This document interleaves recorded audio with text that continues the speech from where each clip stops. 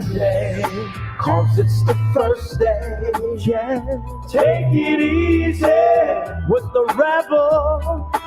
Easy like Sunday, 'cause it's the first day. Easy like Sunday.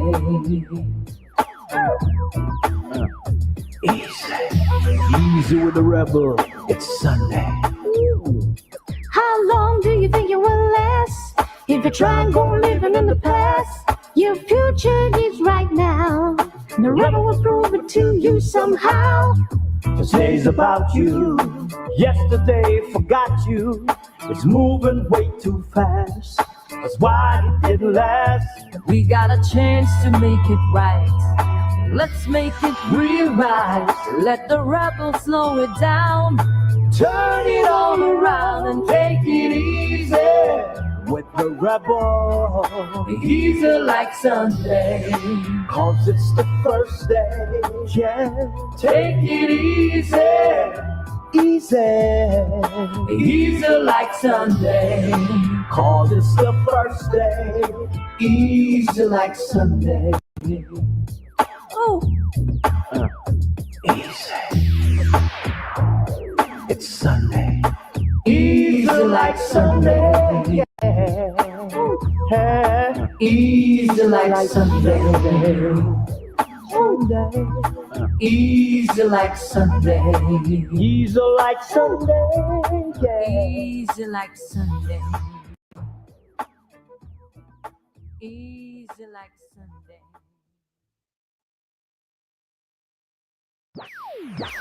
Yes, it's the rebel. Oh, it's happening, and Lord, it feels so right. Let's bring on the vibe with pleasure. Another week has passed, and days are moving fast. Let the good times last forever. The rebel is here to make it right. He'll make it all right. It's time to slow it down. Turn it all around and take it easy with the rebel. Easy like Sunday, 'cause it's the first day, yeah. Take it easy with the rebel. Easy like Sunday, 'cause it's the first day. Easy like Sunday.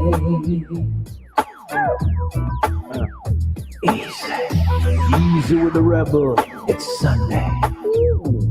How long do you think you will last? If you try and go living in the past, your future is right now. The rebel will prove it to you somehow. Today's about you. Yesterday forgot you.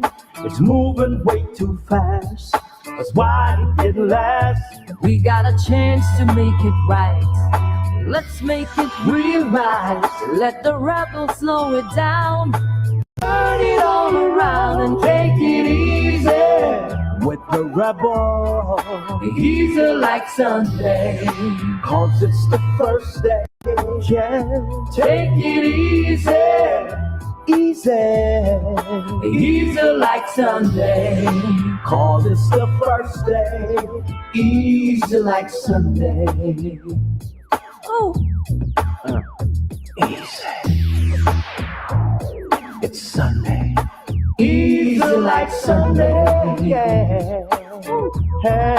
Easy like Sunday. Easy like Sunday. Easy like Sunday, yeah. easy like Sunday. Easy like Sunday.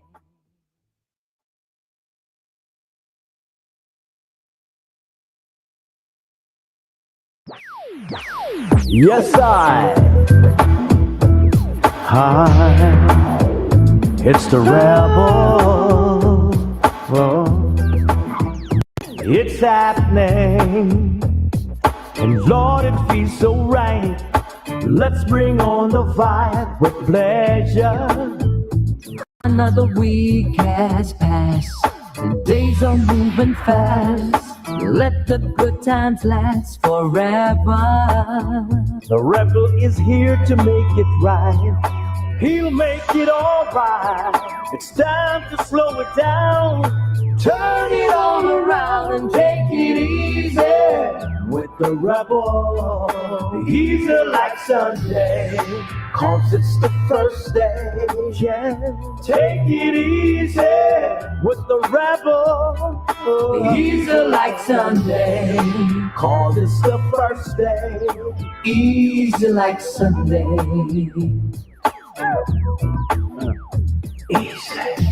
Easy with the rebel, it's Sunday. How long do you think it will last? If you try and go living in the past, your future is right now.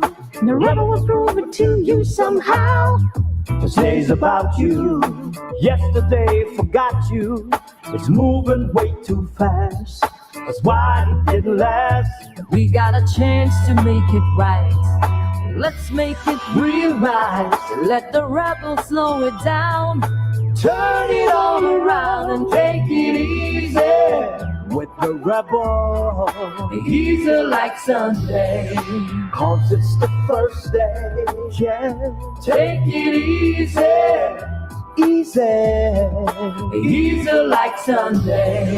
'Cause it's the first day. Easy like Sunday.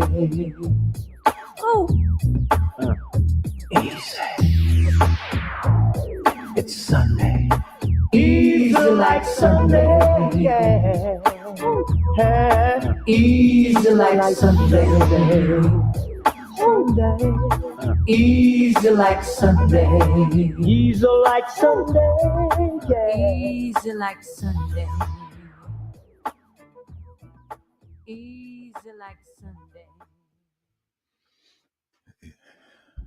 Testing, 1, 2, 3. Testing, 1, 2, 3. Testing. Can you hear me out there, my people? Let me see.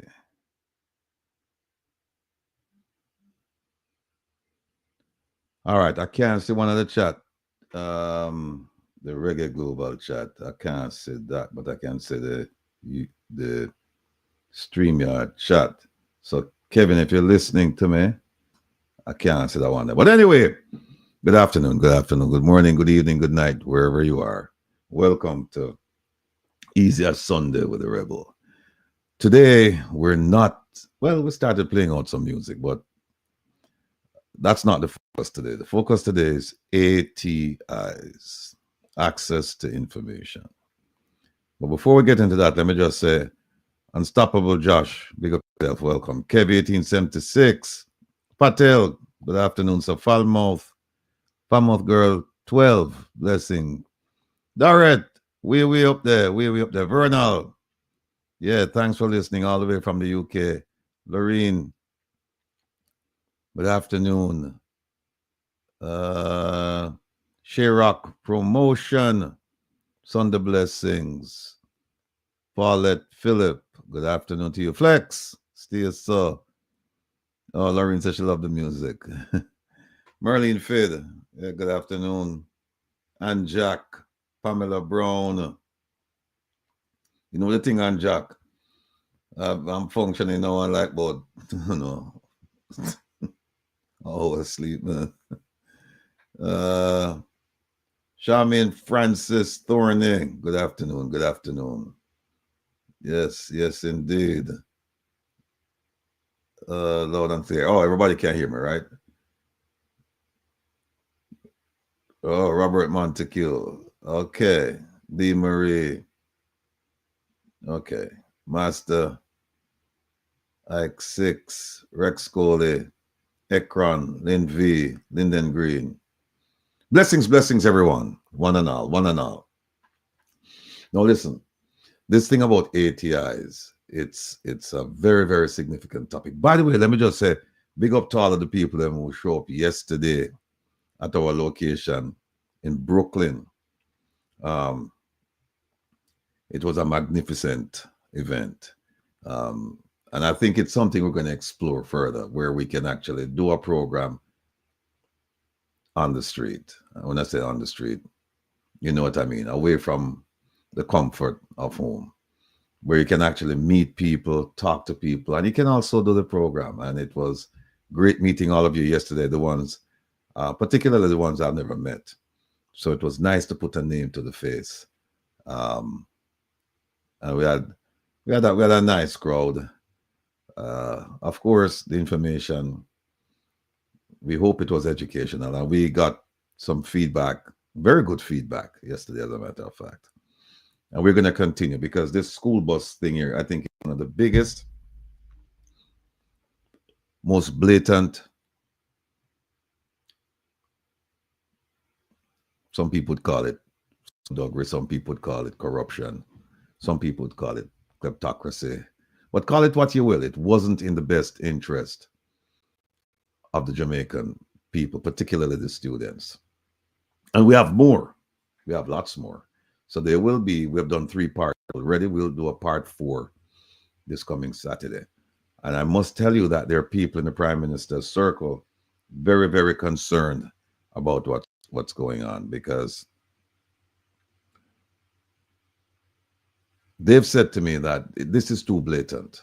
You know, it's one thing if you try and chop some funds under the cover of darkness, but here they're chopping it right in front of your face, and they're chopping it right before an election.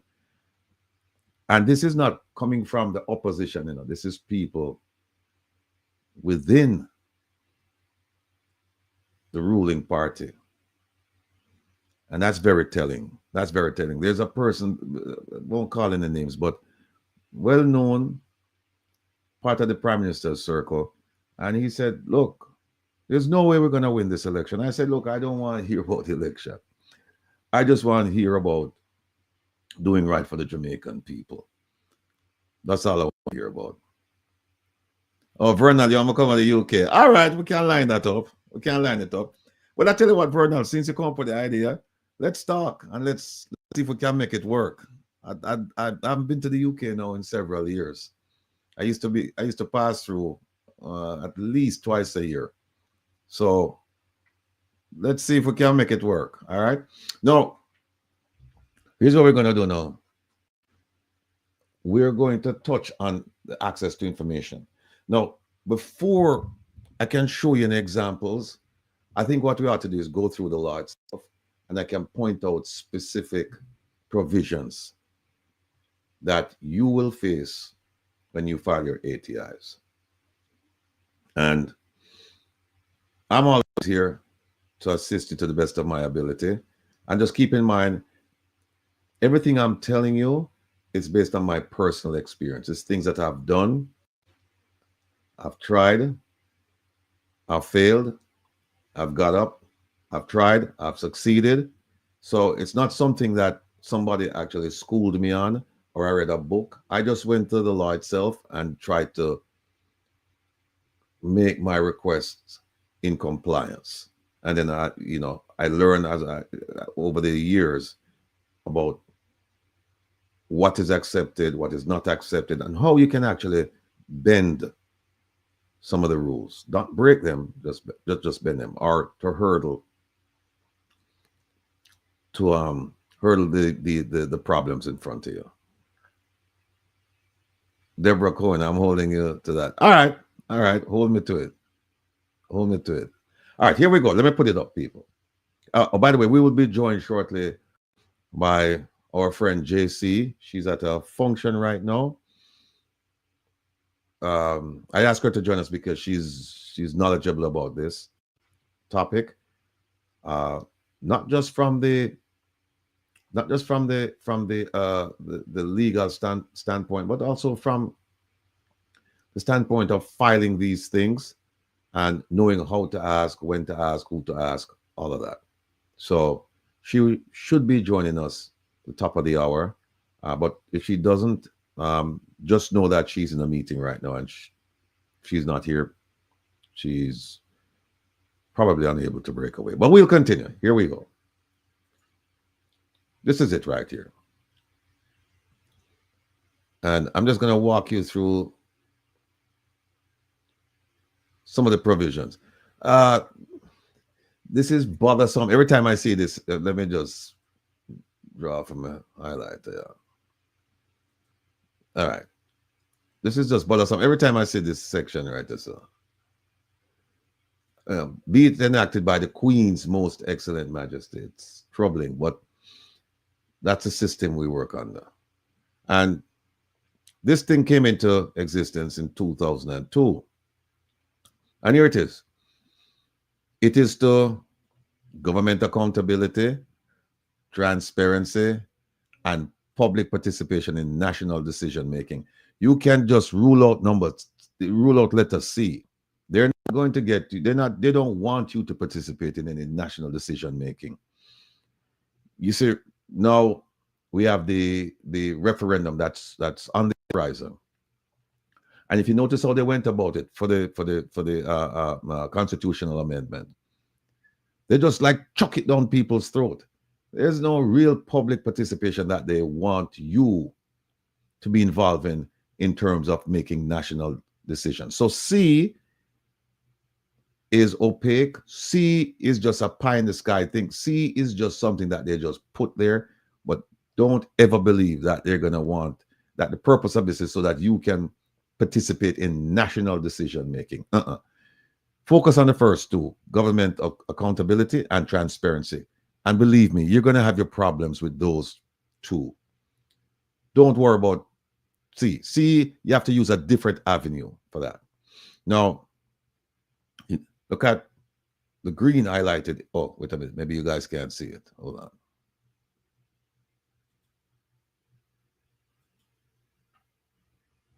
Let me see. Okay. All right. You see that? They want to grant you a general right of access to official documents. And the key thing to note there is official documents. And we'll get into that later, why that is going to pose a problem for some of us when you start asking things that they don't want to answer. If you ask in the form of a question like, why did you do this? Why didn't you do? They're not going to answer you. You have to say, provide documentation evidencing why you didn't do this, why you didn't do that. And in most instances, when you're talking about government making decisions, there should be a paper trail. So if there's no paper trail, you can form your opinion about that. And then there's subject to exemptions. And you're saying, you have to balance it, government disclosure, people's personal information they don't want to give you. So for example, if you ask them for tax information, you're unlikely to get tax information. TAJ, Tax Authority of Jamaica, they probably won't give you any tax information. And here's what they said, document, remember, go back and look at this. Oops. See what it says right here. Let me see if I can draw a line underneath that for you. This.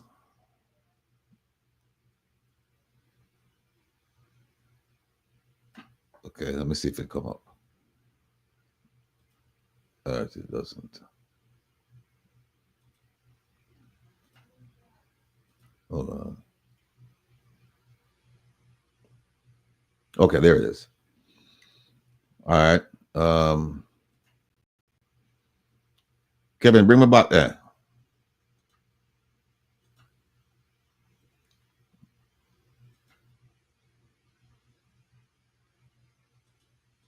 Kevin gone left me.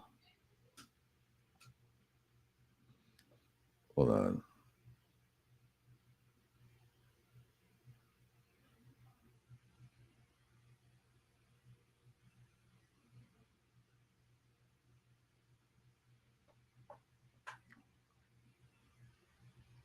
Hold on, folks.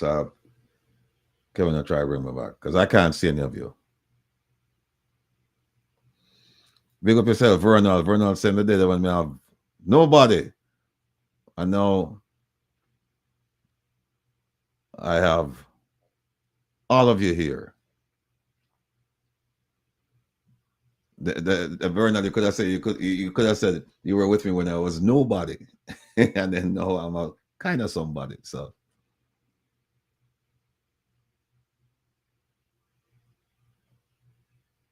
Well, Kevin is trying to bring me back because I can't see any of the screen is completely black. But there it is. Let me see what Kevin is doing here. Hold on.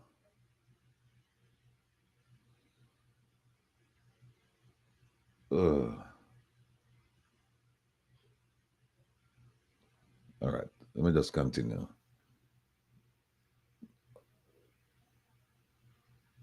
Hold on, folks. Let me call Kevin because I see Kevin all over the screen. Let me see what.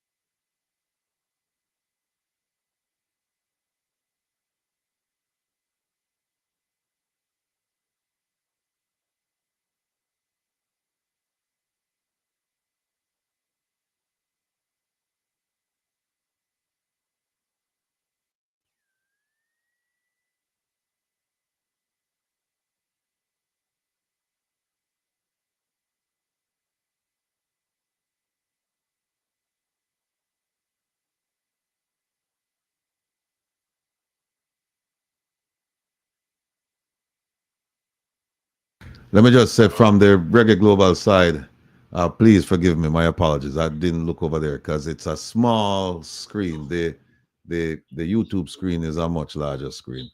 But Merle, big up yourself. K, DJ, turn now. Big up yourself. Nice seeing you yesterday. Was Eddie? Yes, big up yourself, my brother.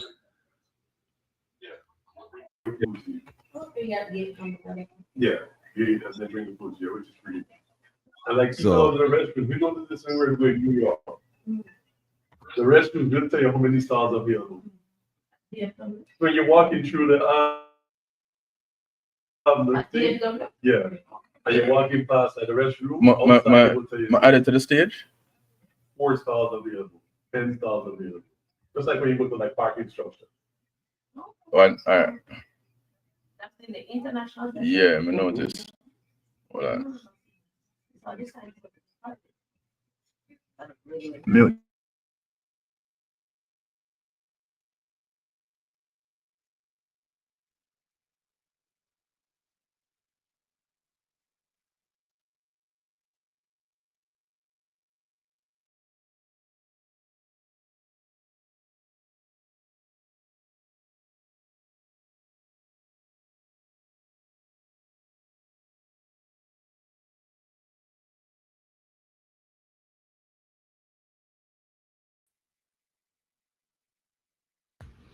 All right, people. Yes, family. Can you hear me? Can you hear me? Can you hear me? Mic check, mic check, mic check. I'm back. All right, Kevin, thanks. Yeah. Yes, folks. So remember now, document. So if you'll get in. The natural thing to do is to ask why. Why did you do this? Why did you do that? And what they're doing now, they used to answer you. Now what they're saying is that it must be a document. And they define what a document is. Let me put it up for you. Let me share the screen.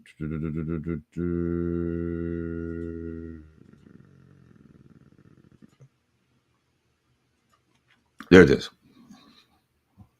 So they define what a document is.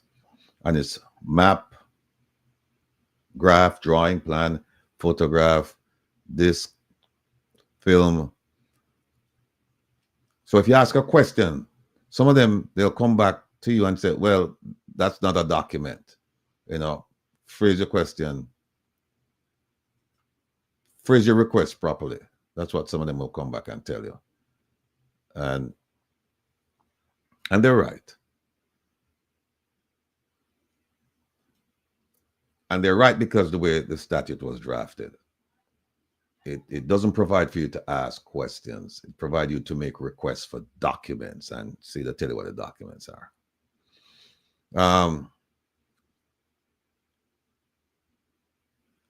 Exempt, they said, it's right there.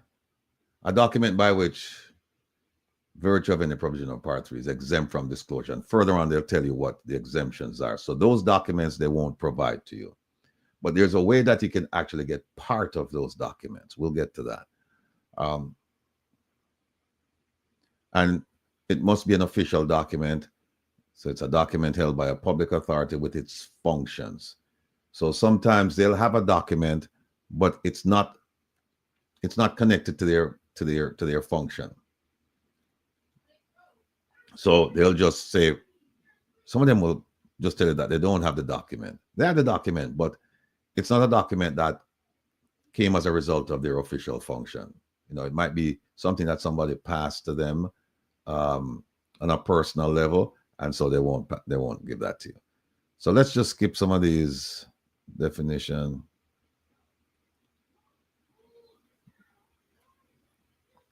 Let's keep going. All right, here we go. First thing, see that? This act shall not apply. The act of asking, requesting information and receiving it from government entities doesn't apply to the Governor General. So, and I've tried it. I've seen where his office responded to a request from someone, won't call any name, but they don't have to. It says right here, this act shall not apply to the Governor General. So you can write all you want and you can ask him all you want about his function, his responsibility, all that. He doesn't have to answer you. And a court, same thing. The Security Intelligence Services, now they're talking about the JDF and national security and the JCF, JDF, the security apparatus, but only in relation to their strategic or operational intelligence gathering. So you can't ask them if they're spying on people. You know, you can't ask them, you know, is there signal intelligence on somebody? Are you up on someone's phone? Do you have human? You have a source into this. You can't ask them any of that. Oh, you can ask, but they won't respond. And here's a catch-all where they say, as the minister may specify. So the minister can come up with any reasons, and this is terrible. I see quite a lot in Jamaican laws where they say you can't do 1, 2, 3, 4, 5, 6, 7. However, the minister at his discretion can do anything he wants. So that's a catch-all D right there.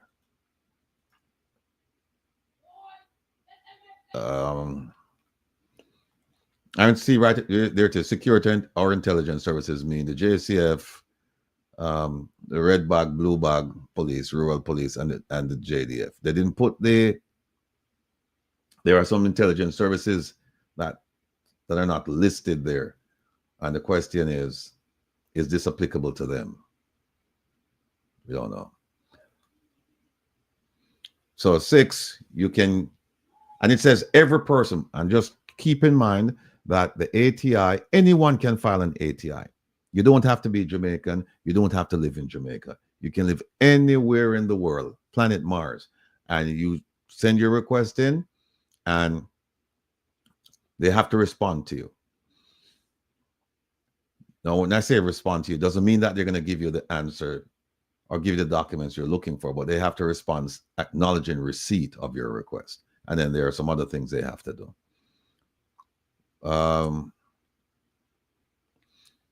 You don't have to give them any reason why you're filing the request.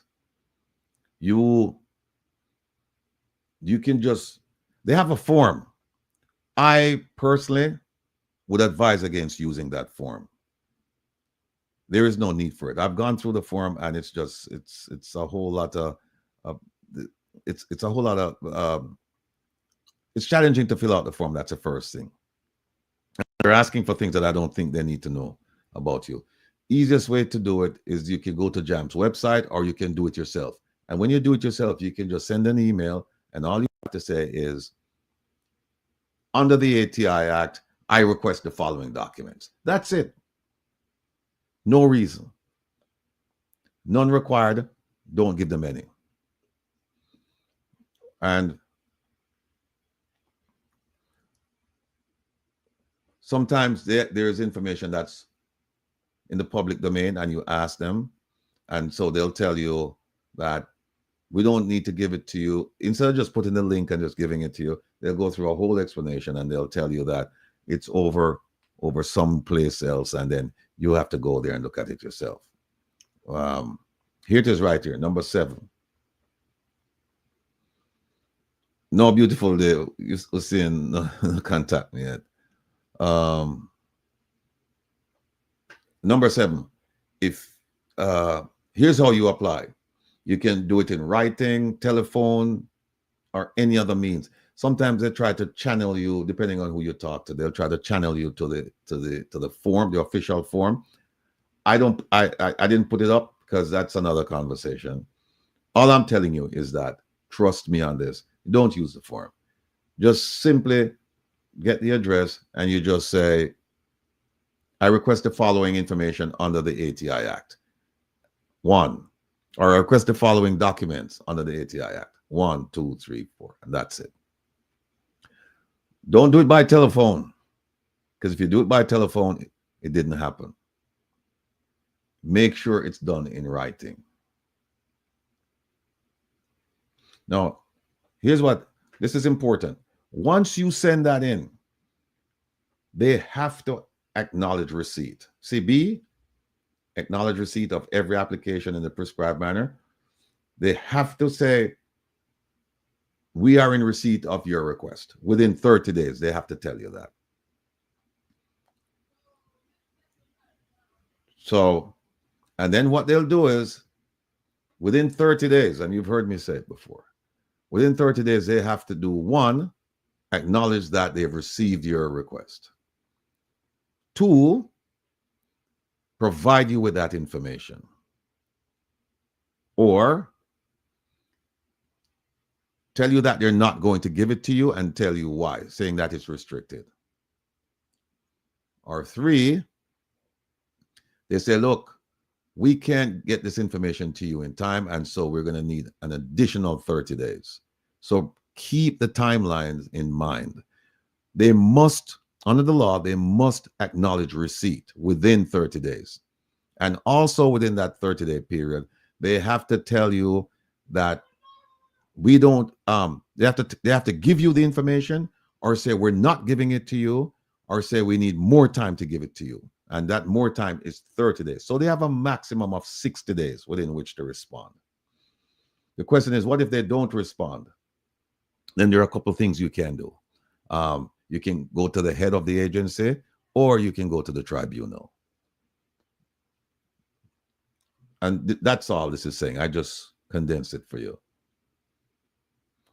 Another thing is, if you send, let's say you send something to the ministry, you send something to the Ministry of Education, but they don't have that document. That document is over at Ministry of National Security.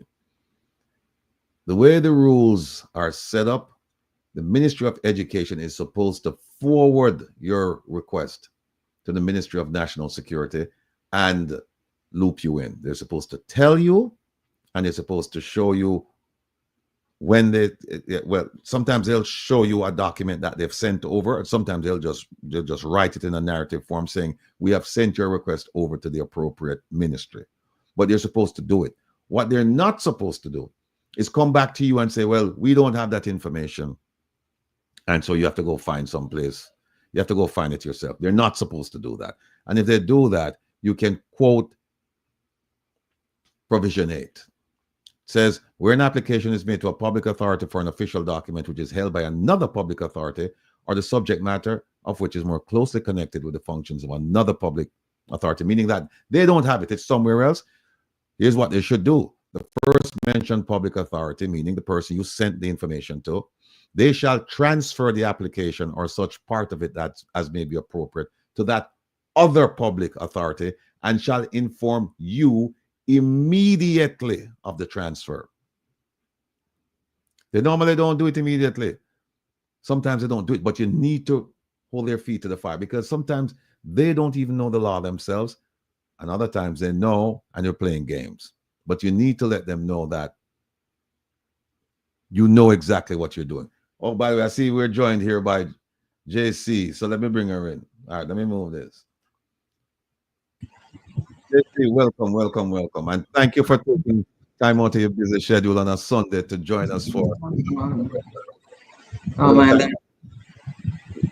Hi, well, greetings everybody. No man, this is how could I say no? Quite frankly, I think you've been doing an amazing job and I'm here to support you in any way that I can. So happy to be here, Will. Okay. Let me start off by asking you the first question that was put to me by several people. They said that they went to JAMP's website, and for some reason they're saying that the address is the address list. It's not accurate because they're getting feedback saying that it's the wrong. And I know that people move around sometimes because I have gotten it. I've gotten. There's one lady who got really, really upset because I kept putting her on the address line, and she wrote and said, "Mr. Radigan, I was just there temporarily. Please stop sending me the request." And I, for whatever reason, I didn't, and I kept sending them. And she wrote to me a couple more times, and then she kind of straightened me out. And since then, I put a line to her name. So. Yeah, no, well, let me say thank you, Will. You had reached out to me before, and I was really grateful to hear the feedback of those using the site that's what they had been told. And we go through that process ourselves. And so I'm going to ask Jamaicans to just bear with us because we get these email addresses from government and we audit it ever so often. But now that we really have Jamaicans, and I'm not going to lie to you, now that I realize Jamaicans are interested and they're using it, we're auditing our email list more frequently. Now, when you called me the last time, I don't think 2 months passed.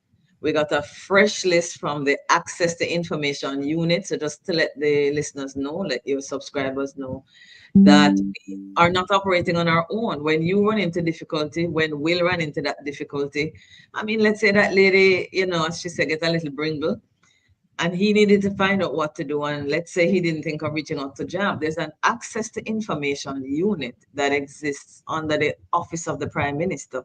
It moves, again, things move in government because it has moved several times, that unit, in the last 2-3 years. Sometimes it goes to education, sometimes it comes back. I think it is still with OPM right now. So what you do, I want to advise anybody listening that any kind of difficulty you have at all, you can call us here at JAMP. We've really gotten a wealth of experience doing this. But you can also just call the Access to Information unit directly. Now, we have uploaded a fresh list. Not everybody changed. But what we have asked the unit to do is to let us know as soon as something changes and we can get the next list. Now, that probably is not going to happen. So what JAMP has committed to doing is every other month, checking with the ATI unit to see, have you changed any officer? And we can continue to update that website on a more frequent basis.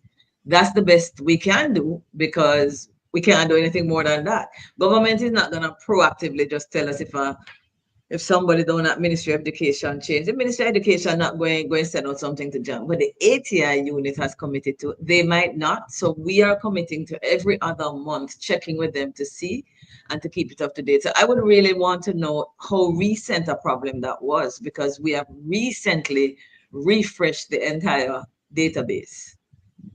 Yeah, I think this might have been before you refreshed the entire database. Okay, that's great. That's great. That's great. And I think what happened is that they went and they encountered some difficulty and then they came back, but they didn't go back. So I'm suggesting to the people, if you're in the chat, I suggest that you go back and try it. Yeah.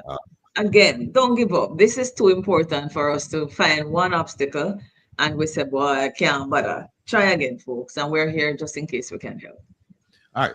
Let me just, because I know we have less than an hour. So let me just run through some questions and hopefully rather than go through the act itself and then hopefully, the folks will learn a lot more than just me just reciting the rules. Jeanette, explain to us the importance of this law, what it does, and how you can empower your knowledge base by using this law to ask your government about what is it doing. All right, so Wilfred has been amazing with keeping this idea before his listeners. That I think is the core of the importance of the ATI Act. And that idea is the whole matter of who are we, right? The idea that we own these assets. And if we're serious about our country, first of all, guys, I just want to be very clear to everybody here. I see this island as a unit of one family. And so the budget is the family budget, Will. That's how I refer to it. Government has to take care of us for the next 12 months. This is the family budget. And so I look at it as I have a real deep sense of ownership of Jamaica, not just my yard. I live in this island. The whole of it is my backyard. And here, this little spot that is my address is more like my room in this entire house called Jamaica. So if I am a part of this family, and I live here and I want to see this country developed, and I want to stop with the quarreling and bickering and pointing finger, I have to go in the ring. They say a democracy is a contact sport, Will. If you understand what I mean. It's not tennis. It's not you over there and me over here batting a ball. It's up close and personal. So you have to get in the ring if you want this democracy and our lives to be better.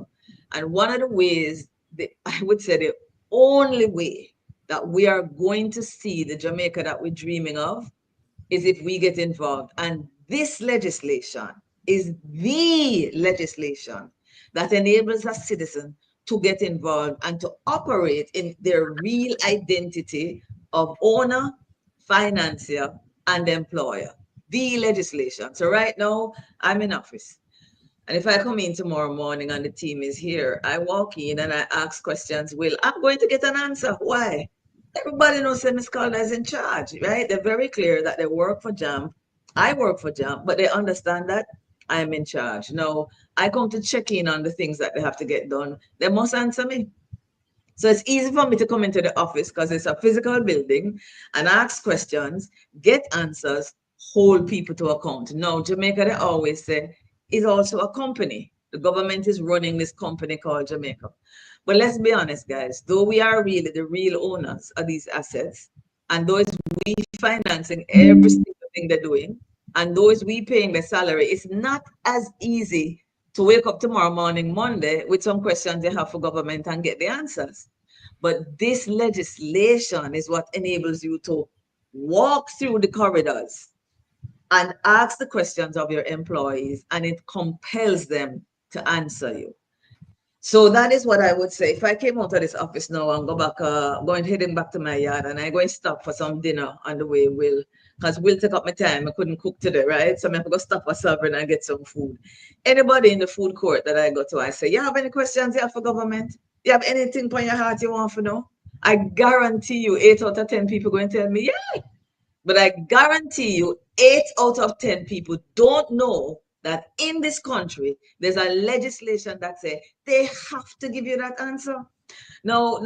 When I started, I came into advocacy in 2013. So for all who feel say, Jeanette Calder come for bring down the wholeness administration, I was around under the PNP. I'm here under the JLP. And if it change again, I'll still be around.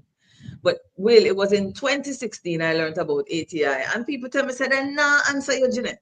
Yes, Lord did it, but government nah answer you, and that's another attitude that we take towards it. Yes, Ms. Calder, we hear what you say about the law, and yeah, it's a good thing, but no, sir, nobody not gonna answer you. Well, I'm here to say that that's not true. If you go on our website, we have 6 tools. We're about to come out with 2 new ones. As it come out, I'm going to come to Will and can share and explain it to you. But folks, these are 6 tools that JAMP is getting attention internationally about. And I'm going to tell you, it's not to brag, but Jamaicans, JAMP has built a tool that doesn't really exist anywhere else in the world. It's a tool where citizens can go and get some serious detailed information that has never been available to the country before.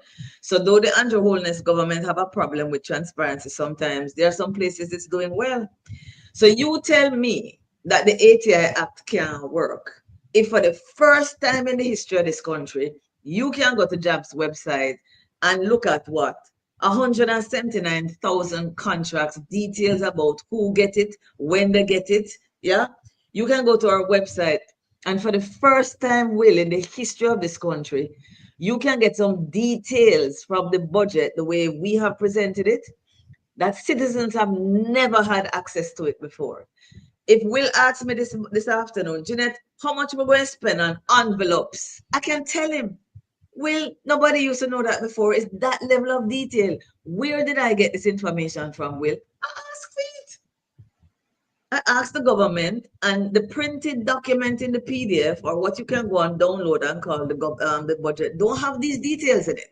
If you want to know how much the country is going to spend on computer, mouse, supper, overtime allowance, courier, you can find that out. You can go and see 35 million on envelopes, and you can have a conversation with the people who you are paying for the first time to say, boss man, $35 million per envelope. That's a joke.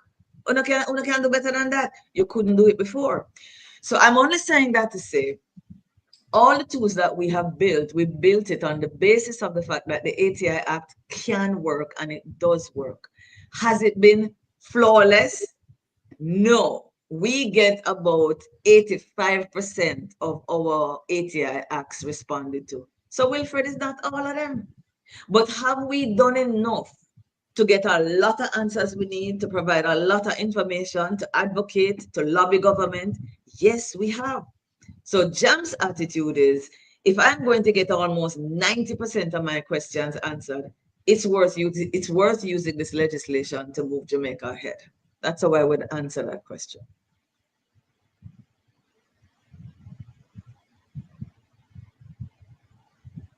Can't hear you, Will, for some reason. Sorry. No, I mean, the problem that I've identified with this, and everything you said is correct. The problem is, how do we get people involved? Because you will ask, and you will say, we're not having any problems today? Yes, and they'll tell you. But how do we get individuals involved? Because I'm trying my level best to get everyone on my platform to find that one ATI. And it's just difficult. People just, they just won't. Even when I say to them, you can go to JAMP's website, and it's easy. Easier than your own, and it's easier than filling out the form. It's just, how do you get people excited about doing something like this? I'm sorry, I can't. I can only get people who are already interested in their country to use it. Listen, Will, folks, I did an interview on TVJ this week. I remember Wednesday morning, Tuesday morning. And they were talking about voting, Will. And they said to me, boy, Jeanette, at 30% away of vote. And they discussed that. And they asked a question about the people in Jamaica who are willing to sell their votes. And one lady, the interviewer, Never Bell, said to me, Jeanette, one day a lady said to me, if the JLP come to me and give me $15,000 for vote for them, I vote for them. But if the PNP come, or inverse, so she was just saying whichever. If the other one come to me and give me $30,000, I vote for the one for the 30,000. And they said, but why? Why you not sell your vote? You know what she said? Well, she said, listen, from me vote for them the last time, me not see them. My community not see them. We not get nothing out of them. So if the only thing me gonna get out of this money, I want $30,000, then the one who give me more money are the one me gonna vote for, because me gonna get something out of the MP one time. Now, I said to Neville, I can't reach that person as yet. JAMP and our message can only reach the Jamaicans who have gotten to a level, and one day that lady will get there, no disrespect. But not everybody in Jamaica is already at a place where they're concerned about governance. There's some people are only concerned about roads and water. If you give me road and water, me no business if you thief from me. If you give me road and water, me no business if you know allow me to have a say. Me no care. That's not where I am. And that's not where many other Jamaicans are. So, Will, you can only at this point reach the Jamaicans who say, The problem is at a place where I am willing to get in the ring. Some Jamaicans have said to me, Jeanette, me think the ATI is great. Me love say Jamaica have it. Me glad say the media. By the way, if you open the paper today and imagine Jamaica without an ATI, the paper would probably be about 10 pages instead. The journalists are able to do what they do in Jamaica because that legislation exists. So I'm just saying to you that I would say comfort yourself with the fact that you can't reach everybody, but for the Jamaicans who are willing to put them email on that, because that's a roadblock for a lot of people. They say, Miss Calder, me love it, me love what you do, but me afraid. Me not trust government and me not like victimization. So if me have to put in my email, me not do it. That's where some people are will. Yeah. And maybe I was there at one time because why? I love public sector. I wanted to come back to my country and go back into public sector. And people tell me, say, Jeanette, if you start advocate, you can't go back and work for public sector. So the first time I had to do an ATI act will, I had to ask myself, if I write in and I ask for this and I offend somebody, it might mean I can't get a work again in a government. So sometimes these things block us. My position is, and I want to say this, I want to close this question by saying this. The first week you talked about ATI, 32 Jamaicans utilized that tool immediately after you shared it on your website. Wilfred, I have never in the history of the 5 years had a week where 32 Jamaicans sent an ATI report in. So you might not know. And that is what the massive increase. If you look at that mathematically, that's more than a 500% increase in a Wilfred. So I am saying, guys, let me just share this last point, which I also shared on TVJ. It's this. JAMP is not trying to reach 100% of Jamaicans with any message what we have. That is a recipe for failure. Will, you shouldn't be aiming to do that either. I'm not trying to wake up 90% or even 50%. I'm trying to wake up what me and my capacity can do. I don't have a budget like the government has to be on air pushing this message. Neither do you. So who are we targeting? I am targeting, to be honest with you, less than 1% of Jamaica. Less than 1%. Why? Because I want change. And I have recognized that in this country, I've been watching governance for 15 years. And I realized that all of us live in a country where it takes less than 30,000 of us, which is 1%.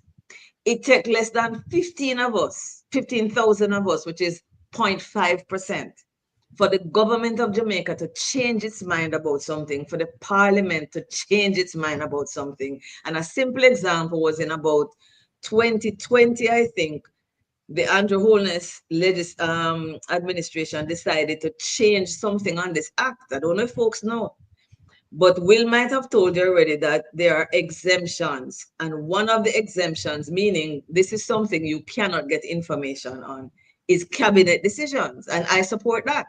There's a reason for that, right? So the government of Jamaica decided in 2020, say they were going to take it upon their head. And instead of, you have to wait 20 years to get a cabinet decision because you can get it. You just have to wait 20 years. You would have to wait, I think it was 50, something like some madness like that. Which effectively meant you can't hold anybody to account because any MP who was in parliament when that decision made would have dead by the time, Wilfred, you can ask for that. Thank God somebody in the parliament picked up their cell phone, took a picture of it and sent it to the media. That is how we knew it was happening. And in 3 days, Mr. Holness and the administration changed their minds. It never take 30,000 people and it never take 15.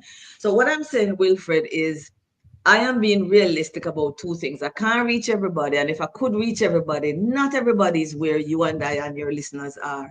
And number 3, and the most important thing is, if you want change in this country, it does not take more than 1%. It takes less than those people staying on message. That's all you need to get them to do. Don't just send it in and forget it. But if you stay on message, you'll get change. And I have examples of that here in JAMP. And it's just 3 of us in our office. All right. Yeah. Let's talk about staying on message. Yeah. Let's say you send an ATI request in, because one of the things they're telling me now, and they're getting cute. They're telling me now, like I used to ask questions like who, when, where, why, what, how, right? Now they've gotten somebody, I can't remember his name, and he's now saying, well, under the ATI, this is not a request for documents. And Correct. yeah, and so they're saying you have to. So what do? I just change the wording. I just said, please provide documentation evidencing, and Correct. and that's it. Correct. But what do you do when you file it, you don't get a response, Yeah. and you get frustrated, and you ask, and you still don't get a response? And I have quite a few people, Yeah. and some of them are in the listening, in the audience right now. They've Right. come to me and said, look, I filed this, and I don't get a response, or I get a response saying, you'll hear from me, and then I don't hear from them. Right. What kind of follow-up you would suggest for something like that? Right. Well, I certainly, as I said to you, Wilfred, I don't chase all of them and I don't get all of them, but there are some that are really important that I do chase. And I have found that if the 30, 60-day mark pass, I usually write to a permanent secretary after that. So I write back to the ATI officer and I copy the permanent secretary.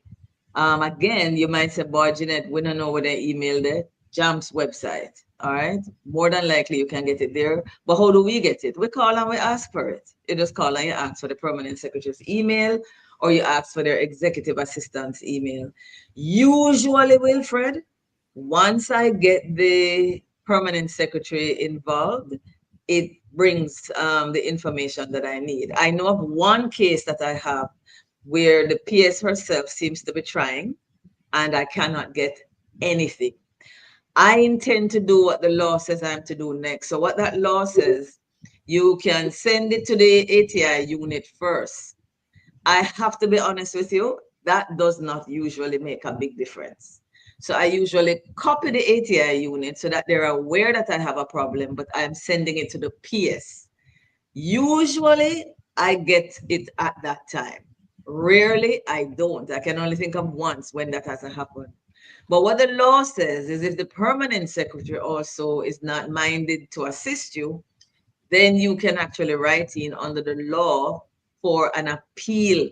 There's a tribunal, and there are quite a few citizens who have done it. I have never done it. I was just about to appeal to this tribunal when, and I'm going to be honest with you guys, I'm not going to start a process like this during an election. Yeah, I'm not going to make it more difficult for myself, Wilfred. So as soon as the election pass, I will start the appeals process because people here just do different things in this time. So that is what citizens can do. And it makes sense. The government give you a law, say you have a right. If somebody is breaching your right, that law usually gives you a process as to what you can go through. And though not a lot of citizens have persisted, I can think of 3 citizens who have, and they have been successful through the tribunal process. It takes time, but if you're committed to what you want to know, it can be done. One of the way I've found that it works for me is that if I file an ATI, I don't get a response within 30 days. Yeah. I usually give it like around 60 or so. And if I still don't get a response, then I file with the tribunal, but I CC the offending ministry, agency, or department. Right. And I let them know I am going to the tribunal. Yeah. And usually, I tell you what, I've filed so many cases with the tribunal, I've never had a hearing because once I see them, they respond. Well, I find that very encouraging, Will, because the truth is, according to the law, before you get to the tribunal, you would have to show the tribunal that you spoke to either the PS or the minister. So there are certain documents the act says it's the minister who you would appeal to. I'm sure I have the notes here somewhere. And the act also says for the other documents, you appeal first to the PS. Now, if the tribunal heard you without you saying I went to the minister or the PS, that's really good. I'm really glad for that because that is a bit of an anomaly. Yeah. Duke. What they normally do is I think it says that if the decision was made by, depending on who made the decision, then you can appeal to that ministry, agency, or department. However, it says that if you get no response, then it's almost like a denial. And so you can then move on to the tribunal. So I've always done it. I've never had them return anything saying that you didn't exhaust your administrative remedy. That is good. That's interesting. I see it differently in the law, but I've never done the tribunal, so I will defer to what you say in that case. Here is, and I'm gonna file a few more tomorrow. By the way, I have about 3 or 4 to file. I love taking a day off and just said today's ATI day. Tomorrow's gonna be ATI day. And also there is a, we won't call any names, but there are a couple of PSs. They're not very fond of me because I've actually had to teach the law. Like there's one PS, she's bent on sending me things back to say this is not my ministry, it's over here. And I said, no. You have a responsibility under the law to forward that. Right, absolutely. Yeah, man. I have a couple of these transfers here that I opened up, but just to share and to show if I needed to that, there are several ministries who respect the law. Folks, let me just say this. And it goes to attest to the fact that when I say we are the owners, and when Will says we are the owners, this law recognizes it, because what the law is saying, I mean, think about it. If the owner, whoever owned Grace now, not really the owner, but say the CEO walks in and he asks for information, and the department say, boy, I don't have it. You think the department go and look at the CEO and say, go on over to that department, they go ask for it? It's not gonna happen. What's gonna happen, Will? You know you don't have it. You know, say the boss come at the wrong place, but you're gonna go get it and make sure you give it to him. Why? Because he's in charge. Now, the legislation recognizes that, but I don't want people to miss this. Who wrote it? Our legislators. It's our very own politicians and parliamentarians. And I don't want people to leave and not recognize that. It's the parliament who is acknowledging that we're the owners. It's the parliament who wrote into that act and say, if you send it to the wrong place, and are you wrong, you send it to the wrong place. They are to transfer it on your behalf and advise you, not just even tell you where to go. Now, that to me is the legislation recognizing Wilfred, that Wilfred Rattigan is the boss. You understand what I say, Will? Unlike some employees, then we get a little fresh video. So you have to say, hold on a minute. So that's what happened. The PS tried to pull a fast one, and you have to say, hold on a minute. I know my rights. Beautiful. Beautiful. So Albertha Redmond in the chat, she asked this question. I don't know if you wanna tackle it, but Sure. Several people have said I should relate to you. It says, so with all of these tools and answers, I guess she's referring to JAMP's tools. Yeah. Why the country is in the situation it is in? That's very easy. I live in a democracy. Who's asking the question? Bethune? Albertha Redmond. If you look Albertha. So, Alberta, I live in a democracy. And one of the things about a democracy is that it depends on engagement of citizens. I remember growing up, when they used to ask us in school, what is a democracy? What does the word mean? And then would say it means, the majority wins. And so there's this idea that in a democracy is not the minority. Government has to pay attention to the needs of the citizens, and they're listening out and hearing where is the majority of the country focusing on. And if JAMP provides these tools, and we are the only person that is working on saying to the Prime Minister, it doesn't matter to me alone that you provide the road. I need to know that the road was provided for the amount of money what you did say. I need to know why it costs an extra 100 million. I need to know that it was properly tendered. It's not good enough for me, Will, just to look at the road at the ribbon cutting and go, yay, we get road. No, it's important to me to know that that all businesses got a chance to give us the best proposal and the right amount of money. So a tender was open and it wasn't just given to one man. It's important to me to know that. But if Jeanette get up and ball out and nobody else don't have nothing to say, come on, guys. You really think the government is going to turn around because there's one voice? My job is to do what? To break it down further than the media went, and to do something that was never possible before in the history of this country. And I'm not saying again to brag, but I'm saying it to make sure citizens understand why we are here. You can contact any parliamentarian easier today because of JAMP than 6-7 years ago, because our website is the only place in this country you can go to, and any parliamentarian at the click of a button, Wilfred, you can talk to him. Yeah. JAMP is the only website and the only mechanism right now that if you, Alberta, want to tell Parliament about something that you're not pleased with, you don't have to go down there. If you are somewhere over in Toronto, you're in Atlanta, you're a Jamaican and you're concerned about what you see, there's a section on our website on the legislative tracker that you can contact the Parliament immediately and express your voice. So the reason it's not working, one, I still don't have enough of an advertisement budget, Will, to let everybody know what we have. It's work like yours that is helping us to get the message out. So that's really important. But number two, those who know that we exist and what we offer have to be willing to come into the ring, and ball out with us. No government is going to hang its head in shame and do the right thing because one lady named Jeanette Calder get up. It don't work so in a democracy. He needs to hear. And I heard Barack Obama say that one day.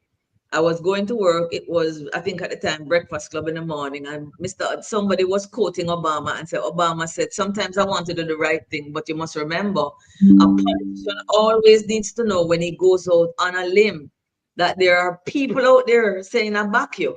So other Jamaicans have to get up and say, Miss Calder, we back you, government, we're not in that, or it's not going to change. We need a voice. We don't just need a vote, which happens every 5 years.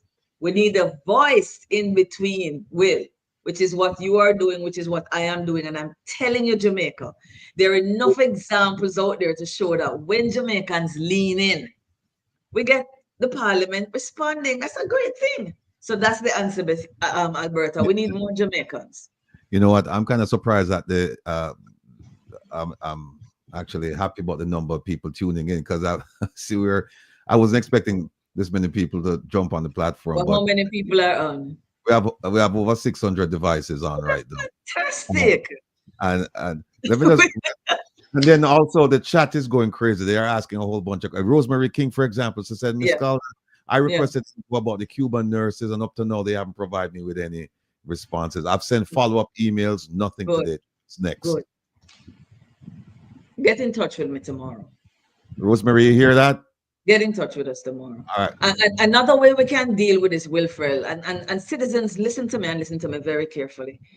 There is a election about to come, and every day me can tell you, politicians are meet from morning till night. What do you think them doing? Planning, strategizing, organizing. A political party is no different from JAMP. It's a not-for-profit.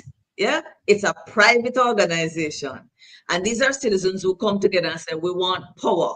And what are they doing every day, Will? Strategizing and organizing in order to retain the power and those who are out to get power. If Jamaicans think that we are also not going to have to come together the way they come together, if Jamaicans think that we're going to get the change that we want without us coming together, organizing and strategizing, then we're joking. So I am saying to everybody listening to me, if we have one person calling me tomorrow to say, boy, I'm trying to get some information on the Cuban nurses. You know, one of the things Mega come back after listening to her and trying to help her, I go and say, Wilfred, call up the 600 people. And you know what the 600 away are going to do? The 600 away are going to send in 600 ATI requests. You think government now going to pay attention to that, Wilfred? That's one of the things I've been preaching to them. So we have to come together. If we have one of us saying, Miss J, they're not paying any mind. Me say, me ready for sending. Me have 2 officers ready for sending. Will has a team. Let's just focus. Let's strategize. Let's organize. And let's go get the information. One citizen asking that question might be enough. I've been fortunate. But the person who's having a problem, we have a whole army of 600 here. I guarantee you guys. Let me say something. I put a petition on my website the other day because JAMP did some research that showed the country, Wilfred, that $3,000 billion. We have not gotten any financial reports to tell us what $3,000 billion have been used for in the last 10 years. Remember that, Will. Last 3 trillion. The 3 trillion, but we've been calling it 3,000 billion. Because of the same thing, and people are read 3 sound a little bit. 3 trillion sound cute. $3,000 billion. And I'm saying, folks, that I put a petition call in the paper, and I'm gonna be honest with you. You know how many people signed that petition call simply asking our MPs to do their job and to find out why we can't get the reports? 255. I have had two parliamentarians, one very senior in the Senate and one very senior in the lower house, said to me, what? 255, Jeanette? Me never think you'd get more than 25. The other one said, me never think you could have possibly get more than 50. What is that telling me? I know that's a serious problem. But if some of our parliamentarians think Jamaicans now go care enough, Jeanette, to sign one petition, we shocked say you get 200 and how much? So I say that to say, can you imagine if 600 of us signed in on a matter? It would shock them into saying, hold on a minute, something is going on here. We better get an answer to these people, because 600 is telling the parliament and the government that this is a serious matter. If Jamaicans are acting outside the norm, which is 1 and 2 people, and then get 600 emails, we would have their attention immediately. Yeah? We have to work together. Let me just let me kind of shift the focus a little bit to come to JAMP, because Sharon, a dear listener, dear strong supporter of what we do around here, she said, "What is JAMP and what is it about?" Oh, beautiful. So who's asking, please? Sharon Robinson. Sharon. I just like to be able to, talk. It's Sharon it's Sharon with an E, not an A. Sharon. Sharon. Yes, wonderful. Hi, Sharon. Yes, so Sharon, it's probably easier to say first two things what we're not. We're not an anti-corruption watchdog. That's how the media talks about us. And we are, well, and we are not here to police everything that politicians do. That's the first two mistakes people make about who JAMP is. So JAMP, really, we are citizens who I decided a couple of years ago that I wanted, like other citizens anywhere in the world who start a citizens group, that I wanted to impact the development of my country. And every citizen has a particular area that means a lot to them. It could be the crime, so it's national security.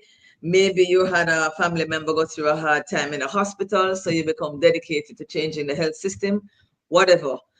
We decided that we were going to focus on our money. Why? Because if we get the government of Jamaica to make or to become good stewards, better stewards of our money, it means every sector in this country will be impacted. So rather than focus on any particular sector, we said we're going to keep our eyes, we're going to mind our business. We are the financiers, are filled with money. It's time for us to pay attention to our money. So JAMP, the Jamaica Accountability Meter Portal, looks at accountability, holding government to account for the use of our money, not for everything. So when politicians go up on stage and whether they cuss bad word or they threaten somebody and people say, we're JAMP there, that's not about our money. So we are not going to take that on. If we take on everything, Sharon, it's a recipe for failure. So JAMP is an organization that holds government to account about our money. And the way in which we do that are to build tools, digital tools for citizens, both in Jamaica, but we did it deliberately online so Jamaicans abroad could participate, because so many do. So we build online tools that provide citizens with information that they need to understand better about how government run, how parliament run, and how to hold government to account. And in order to hold government to account, you need two things. You need information and you need access. If we'll give you the information and you get upset, but you don't know who to talk to, then all you do is torture people. Yeah? So what we have to do is we have to bridge the gap between people and information they need, and bridge the gap between the information when they get it and being able to pivot and now access the parliamentarian or access the public official. And that is how we basically operate, empowering citizens, educating them, and then giving them access to the power brokers so that we can get change. There's another question. Well, there's several questions here. We're approaching. We're going up. It looks like we're going to go up to 700. I'll try and be as brief as I can. Yeah. People are asking, how can they contact you? And Estella said, I would like to become a member. Can you become a member of JAMP? Can you be a volunteer? Yeah. How do they contact you? Well, the website is always how citizens contact us. I mean, when we do articles and citizens appreciate it, I really got a lot of positive responses from the article we did on the Auditor General, trying to take the AG will, the government's intent to take the Auditor General off the Integrity Commission. So we broke down for people why that was not a good idea. We got a lot of emails. That's just one way. Just email us, but our phone numbers are there. If you are in Jamaica, you call us. We have had citizens who just listen to what we say on air, on TV, and want to follow up and have become amazing, I would say, associates of JAMP just by responding to the things that we do. So guys, the website is there. Call us or email us any. It's not so easy. We don't have money for interns. A lot of young people want to come in on a summer and intern with JAMP, but you usually want to put some money in their pocket for lunch and for whatever. We don't have that. As it relates to volunteers, the only thing that I can think of when people say, how can we help JAMP, is to tell people about the tools, tell people how to use them. I don't have a formal volunteer system. That's just the best thing you can do. We don't have the money to advertise the things that we have done. People say, wow, we never know we have that, Jeanette. How come you not say nothing? It takes money sometimes to advertise. So the best thing you can do for us, share our videos. We have a number of online videos. We have one on ATI that really breaks down and explains things to people. Just sharing on your platform the videos and the information we put out, following us on Twitter and the rest, and retweeting and posting the things that we share is the best way you can continue to support us for now. Next question. How do you determine when to file an ATI? And I'll give you an example. Yeah. We're having a problem now with this rural school bus program. I've done 3 parts to that initiative already, and I'm getting ready to do part 4 because there's so much. And I file every time I think of something, I file an ATI.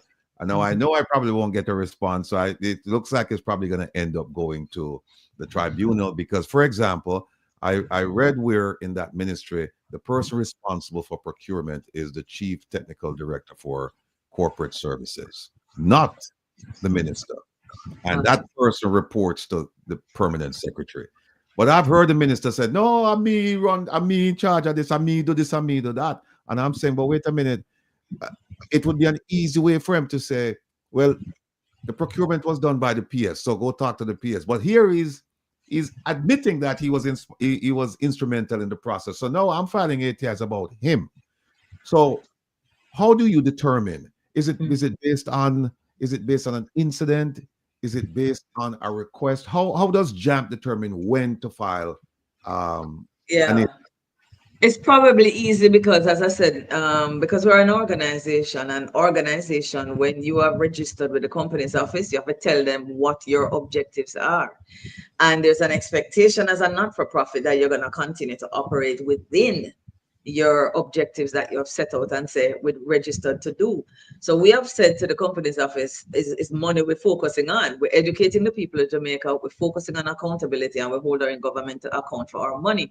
So what that means, Jeanette as a citizen can write about anything she wants, but JAMP confines itself to only the things that impact money. And like you said a while ago, there's some things that is when we file the ATI, we learn, like you said, whether or not it was appropriate or inappropriate or it should go somewhere else. It's just a learning process, guys. I want to also say that there are times when we submit an ATI and we don't get information. And I actually say to the team in here, do not be discouraged. Not getting information is information.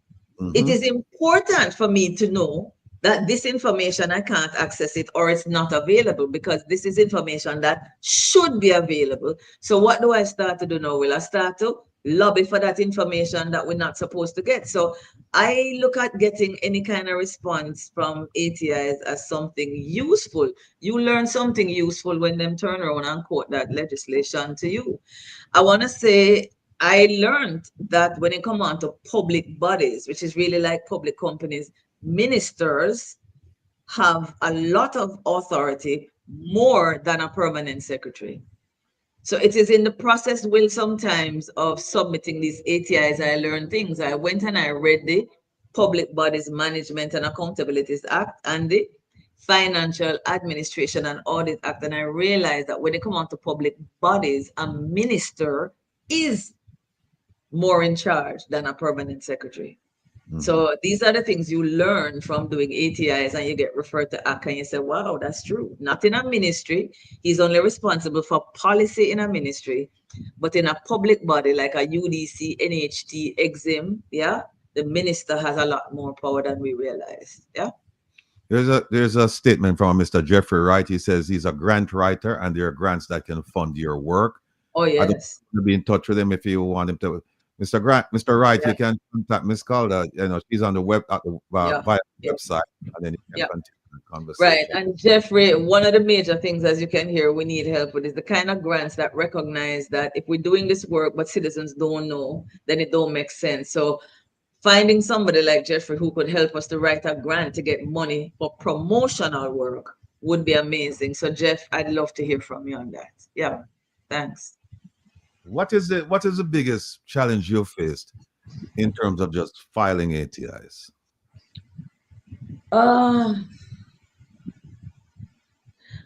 I can tell you one. I file ATIs maybe a little differently from Will. Will has been trained legally and him not play. Will I look on the black and white of this thing and Will I say, look, if the law say X, then I X. And that's Will's training. And sometimes when I listen to Will, I wish I had like that. Jeanette has an approach from my personality, which said, boy, I'm a friend, the ATI officer, you know. Because guys, I'm not going to lie to you. I have written ATIs. I remember once there was a particular ministry and I was really getting a fight in a will, and I could tell. And I'm a former public servant. And so I said to this lady, I spoke to her from my heart. I said, listen, I know you think I'm writing this if you go show up your minister and if you go show up your PS. And I know you're responding like this because you don't want to help JAMP. If you go show up your minister and show up your PS. But I said to her, let me tell you why I'm doing this. I don't have any children. And here it is, I'm dealing with a matter pertaining to the Ministry of Education. And I explained, I said, do you have any kids? And she said, yes, miss. I said, then you know, see why you have to help me do this, man. I better me try and make this better. And Wilfred was a different lady after that. So for me, I've always said to people, there's a science to ATI, and that is will. Will goes down the science of it. There's an art as well. And Will, I lean a little bit more to the art, which is to appeal to the heart of people and get them to understand why Miss Calder bother me. I try to get them to understand that it's really about the country. I need the help. Yes, it is your job, but let's not fight over this. And that kind of reasoning, I find, has gone a long way in helping us. Recognizing that the ATI officer is human and she feels that she needs to defend our ministry. And I can relate to that. And once you talk to them, and let them understand you're not really trying to fight and be a problem, things change as well. Here's what I've discovered. I've discovered that, as you said, people are people, and there is no real standard as to how everyone responds to an ATI request. What do I mean by that? There are some ministries that I can actually ask a question. I can say, tell me about this. When did this happen? Or why didn't you do this? And they will respond. And there's some ministries, they'll come back and say, where's your document? What document you're asking? We have no document that responds to the question you're asking. Can I give you an example, Will? Please, I have a new tracker. I tell you, I'm coming out with 2 new trackers. One of them I know your whole crew is going to love. One of them, I'm not sure them are going to love it that much. So I can't wait to talk to you about it. But for one of them, I sent out 14 in-depth requests. And one wrote back to say, Ms. Calder, this is an unlawful request and we do not have to respond to you. Notice though, 14 public entities, public companies got it. One responded to say, we not agree to you, this is unlawful. Was she correct? Yes, she was. You know what had happened? The team forgot to add the word documentation, that we are requesting documentation. The others said, all right, Ms. Calder, we know what you want and we're going to just give you. Some never even bother say anything, they just sent it. So that's 3 different responses in a will. You have some who say, you're wrong, but me I send it because of good governance and yeah, try Jeanette. Some didn't say anything at all, they just sent it. And one said, you're not getting nothing. And that was the case until I wrote to some higher ups and it came within 3 days. So for 3 months, we got nothing. I wrote to her higher ups and it came within 3 days. So all it was is just me putting in the documentation and sending it to a higher up and we got it. But you're right, Will, it's the one legislation, the one government, but we're dealing with different humans. And so you just have to work with them sometime, you know? Yeah. Larkland was saying, for example, if you ask for the invoice of the school buses, how would they respond? Excellent example, Larkland. And I tell you what, before a month ago, I would tell you, Larkland, you're going to get it, right? And why would I be so sure? Because that is not something that is exempted under the Information Act.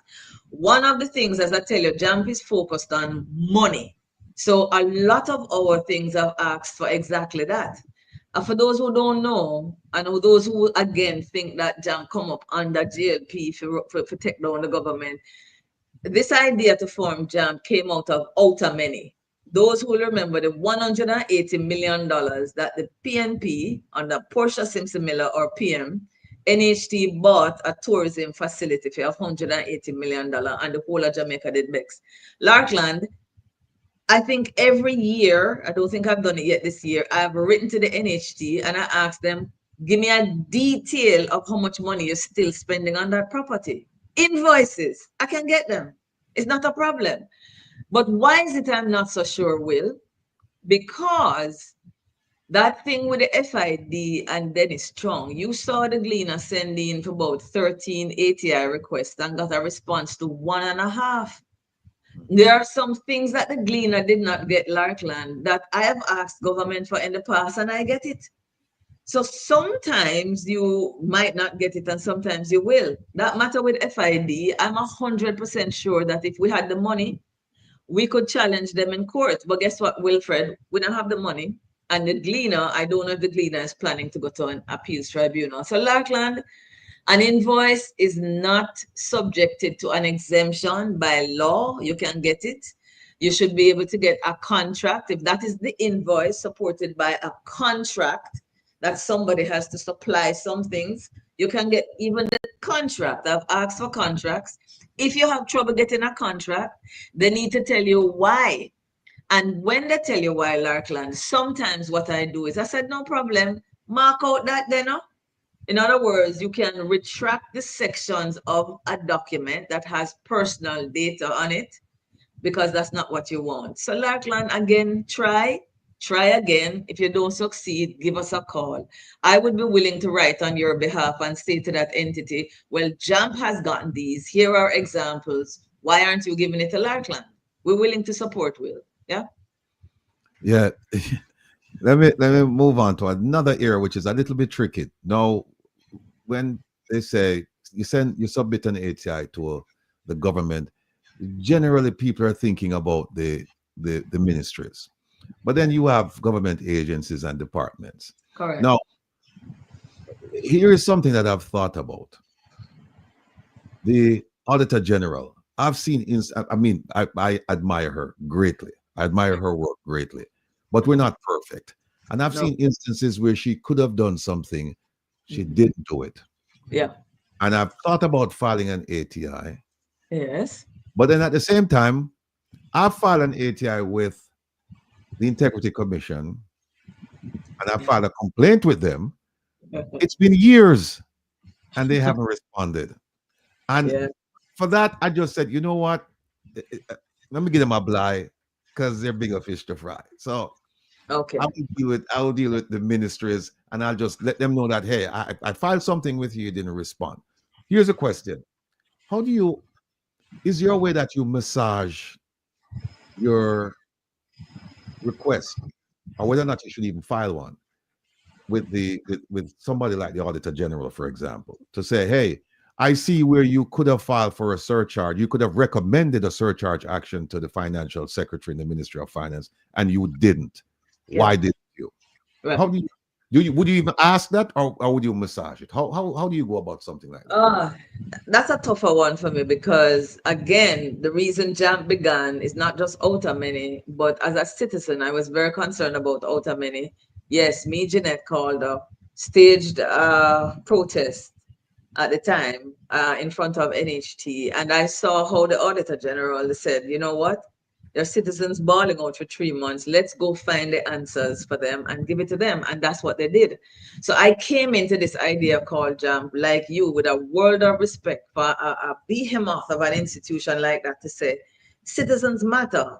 We hear them, we could just ignore them and move with our plan for audit for the year. But they saw the concerns we had and said, yeah, we're going to go in, and they did it. Came out, gave us a report. So I started off JAMP with research into the Auditor General's department, which is why you will always hear me speaking like I know quite a bit on that department more than any other. It's that department that inspired citizens to start working, to back their work and to help them. So I say this without saying feel bad, Will, is that JAMP has a relationship with the Auditor General's department, a professional one, so that if we wrote, there is a high chance that we would have gotten an answer. Should you have gotten an answer too? Yes, you should have. But it really boils down to, if you have an organization that is working with you in tandem, chances are you're going to answer them in a way you might not devote the time to answering every citizen who emails you. So I could say, I have no objection, Will. It shouldn't have to be that way. But I wouldn't mind asking on your behalf. No, the surcharge under the ATI Act, you are not obligated to that answer. That's the first thing we would say, because there is no documentation in government that's documenting why we did not address this. The Auditor General since 2018 put a surcharge committee in place. Now, maybe there's a reason why, with their wisdom of all the things that they look at and know about government, why they didn't go after that one. But if it's not documented somewhere, Wilfred, then they don't have an obligation to answer you. Right. But I think it's a good thing for the Auditor General to build the capacity of all citizens the way they have built our capacity here as JAMP to really understand them better. But I just want to be clear, that wasn't an obligation, but it would be a good gesture to encourage citizens to have, explain to you why. And by the way, let me quickly say this. I was reading the parochial, I was reading the Local Government Act one year, and I learned that the parochial revenue fund, which is what finances the stuff that the parish council does, is supposed to be audited. So Wilfred, I had never seen an audit report in a long time. So what did I do? I wrote to the Auditor General and I said, Auditor General, when was the last time an audit was done? Do you know what happened, Will? Just did one. An audit was done. She actually wrote back and said, thank you, JAMP. We had overlooked that. They can make mistakes. It's exactly what you said a while ago. So that could have been a mistake, but maybe because we work with them to support them, they're quicker to say, we made a mistake, we will go and get it done. But I want to tell you, they are very responsive in that way to citizens. So try. Well, I'm certainly going to ask her to do one on the rural school bus initiative. But folks, if you're listening to us on Reggae Global Radio, the broadcast is just about ended. I'm going to ask JC if she can stay with us a little bit longer. I know her time. You can. Okay, all right, cool. Just tell me when you're ready to go, and then we'll turn. When the question done. Yeah, you can switch over now to the YouTube. We're broadcasting via StreamYard, and then you can watch it. Now there see Aldrine's question. Yeah, that's one. And then Dawn has a question. Some of these questions I can answer, but I'd much rather. In the chat, they're telling me, ask her, man, ask her. So, but all right. Let's start with Aldrine first, and then we'll move to Dawn. Excellent question. Why I love Aldrine's question is, Aldrine, the answer is an individual can file. It's a citizen. All citizens in this country can file. It doesn't matter your age. So you do not need a registered company. But what's even more fascinating, Aldrine, is this. Jamaica is one of the few countries where their Access to Information Act is not even limited to a citizen. What that means is anybody in the world who wants to ask our government a question has the same rights that you and I have to get an answer. So I'm only adding that, Will, to show Aldrine how much she as an individual in Jamaica have those rights, because it's not just her. Any citizen, anywhere, can ask the government the question and they will get an answer. That's it. Yeah, I see Dawn's question. Ms. Calder, with your position, would you say to government, stop the buying of votes and allow the people to decide? I'm going to be honest with you. I'm a practical person, Dawn, and I don't always have an opportunity anytime I wanted to speak to the government. I get to do it through the media when they interview us. I get to write them myself, and there are sometimes presentations at Parliament dealing with some issues. So if I don't have unlimited time, this is not one that I was going to prioritize unless I was asked the question directly. What I am more interested in is explaining to citizens why they should not take the money. I am not going to spend my energy telling the government that they should stop buying it because I don't think that is a good use of my time, practically speaking. I also don't get too much involved in electoral reform unless it is impacting how our money is used. So I want to keep on saying, Will, to everybody that Jamaica have a lot of governance issues. JAMP can't take on all of them. We have CAFE, that's Citizens Action for Free and Fair Elections. CAFE would be better positioned, Will, to deal with this because why? They focus on the integrity of the electoral process and they focus on electoral reform.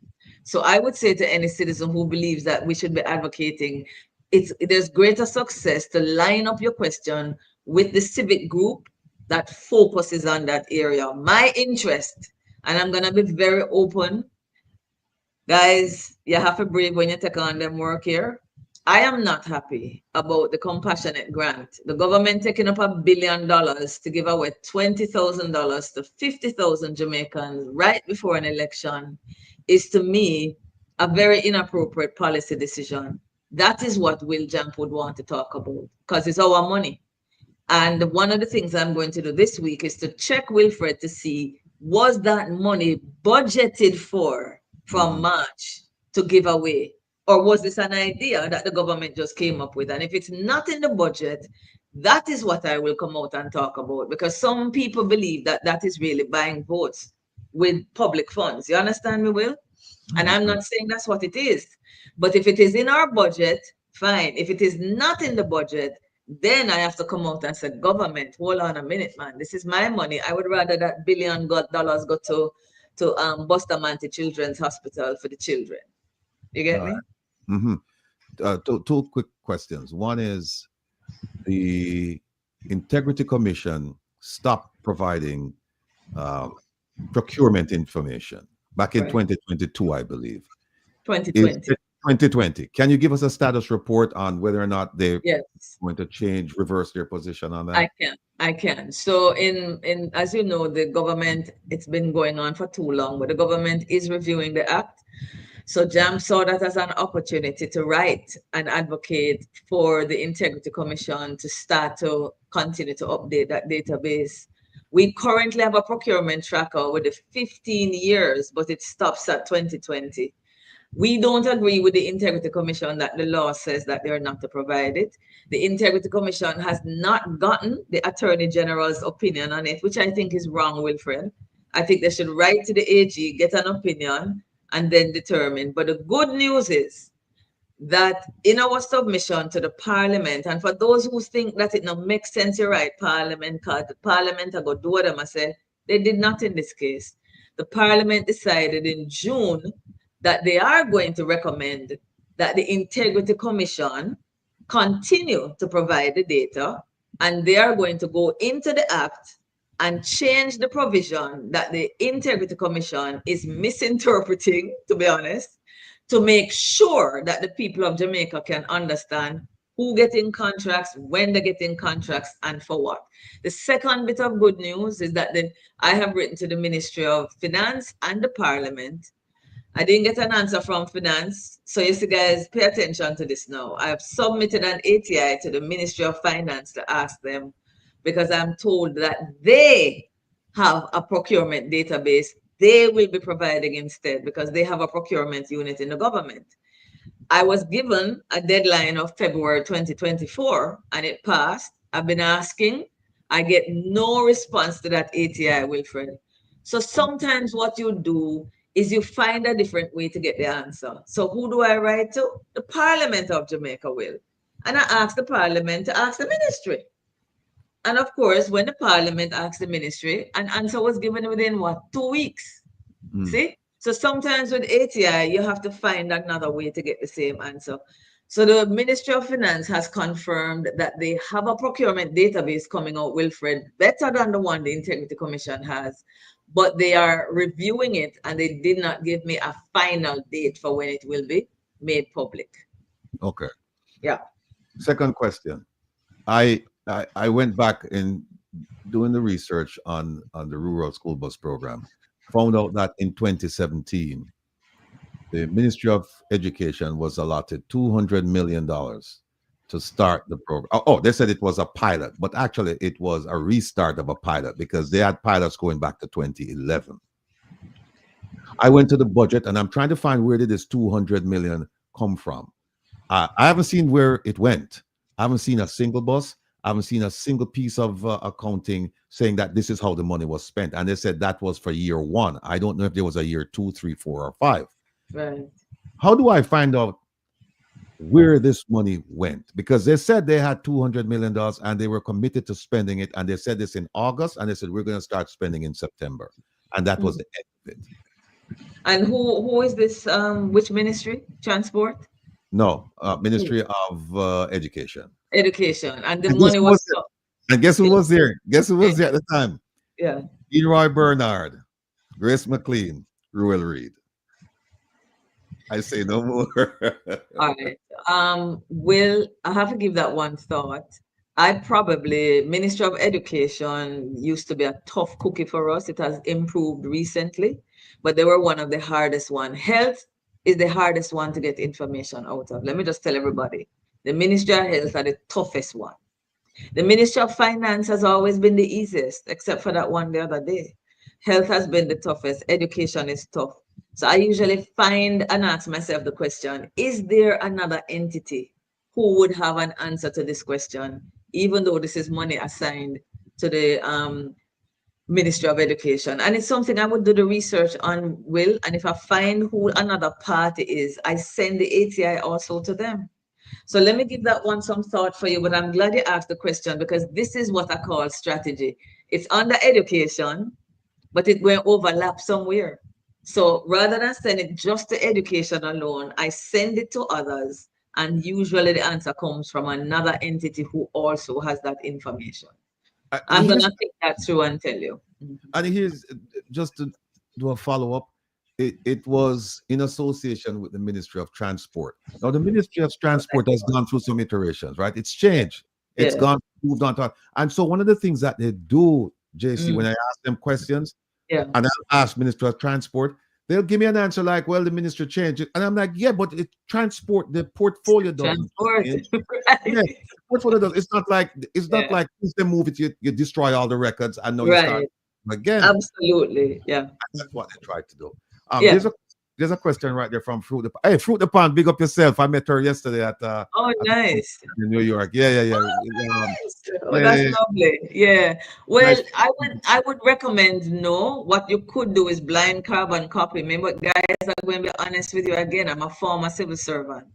And a civil servant getting an ATI and seeing you copying me, it gets their backs up. You understand? Immediately. It's just the way the mindset and the culture is.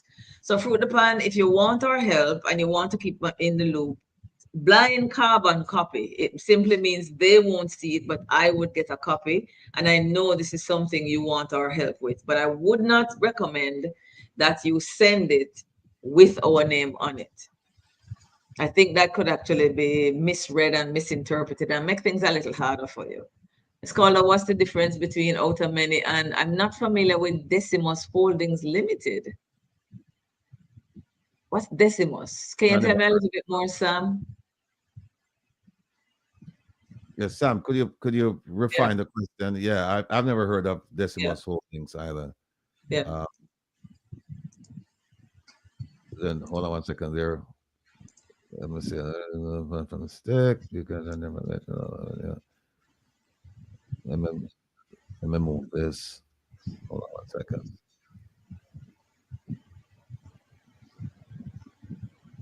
As you were saying, the unit it's moved so many times. I think now it's over back at the Ministry of Education. I reached out to them, Yeah. and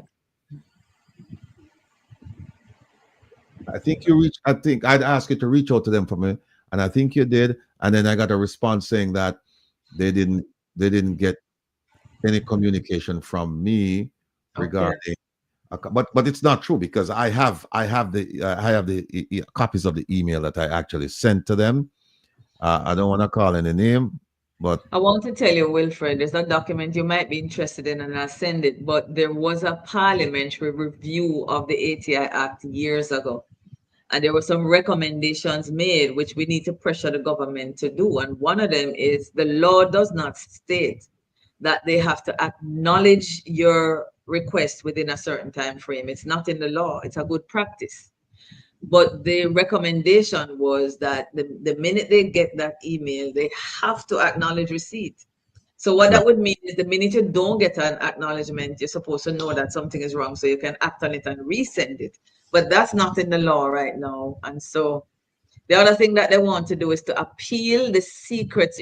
Imagine, guys, we have this Access to Information Act, but you still have the Official Secrets Act, which is an act that public officials sign, basically saying them can't talk and them can't share information. So those two legislations are contradictory. And for 21 years, this ATI Act is saying we need to repeal this act, and no government has repealed it as yet. So I'm just sharing that as well. That was another recommendation. Let's see what Freedom is saying.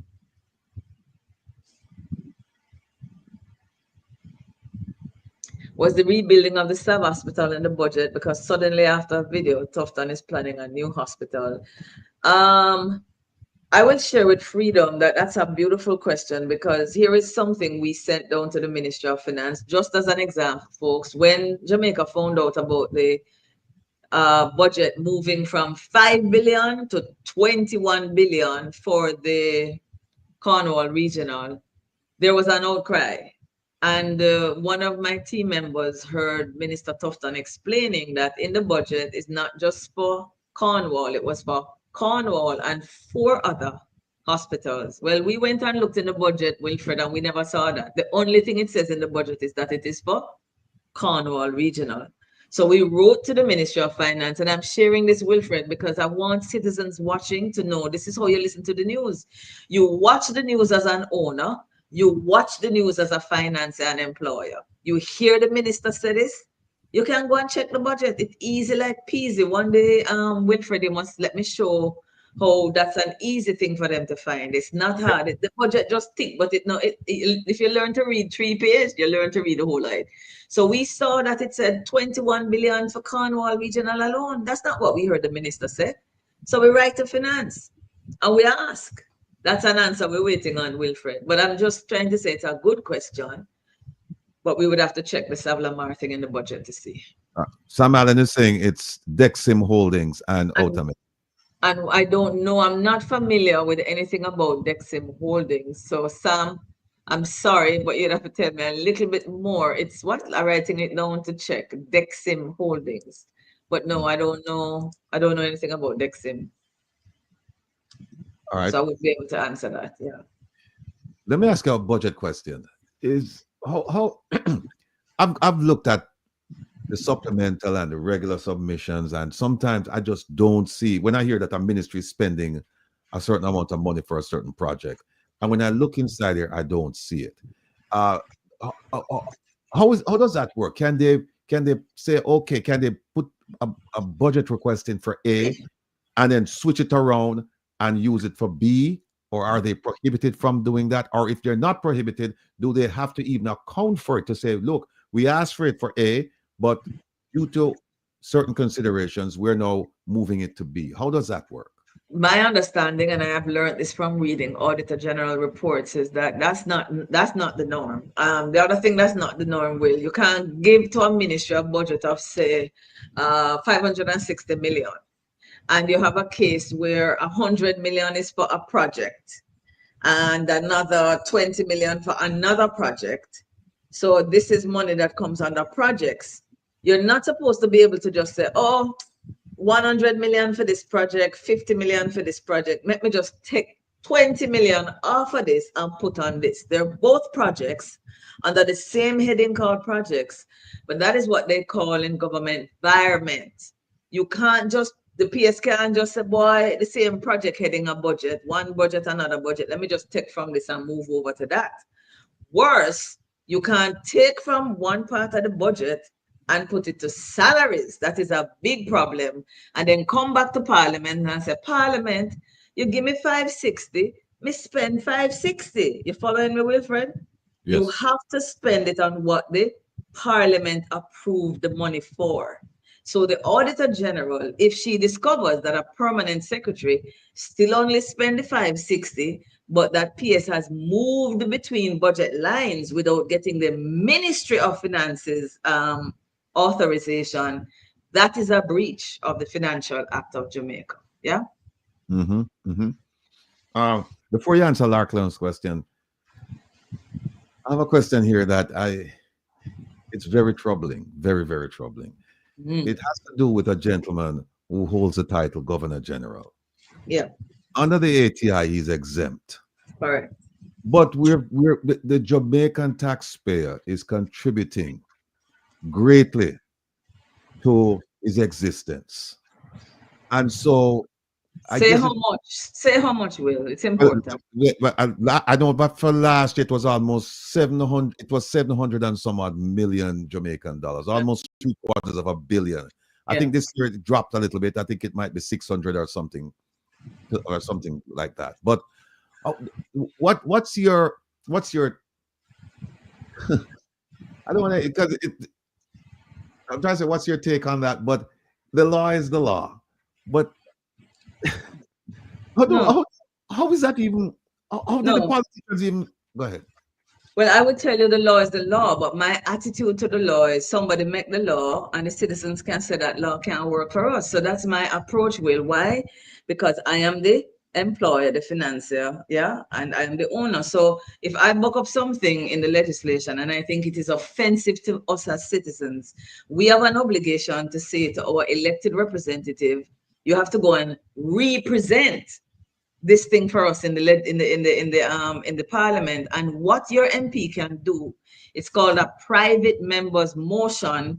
If they are not in the executive, they can literally write on behalf of you as a citizen to the Parliament to say there are citizens who find this act offensive and they want to have this provision changed.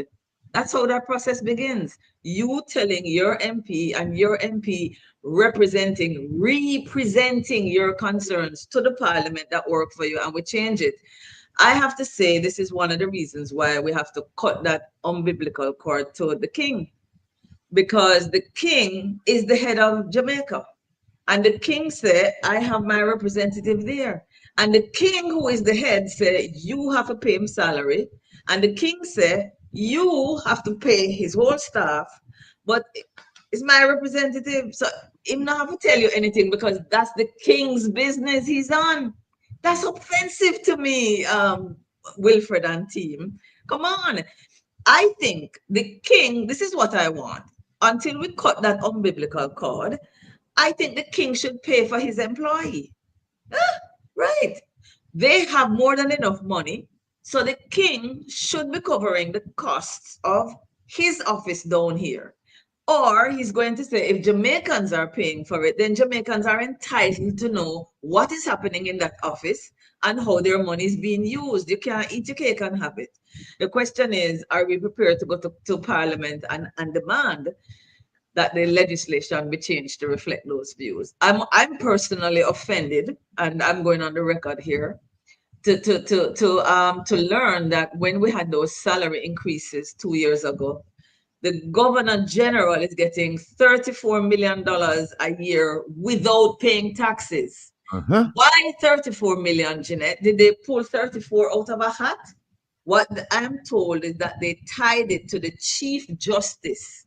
So the top of the judiciary is earning 34 million and paying taxes, but they have decided, the government, that they're going to tie the Governor General to the Chief Justice. Well, guys, I ask you this question.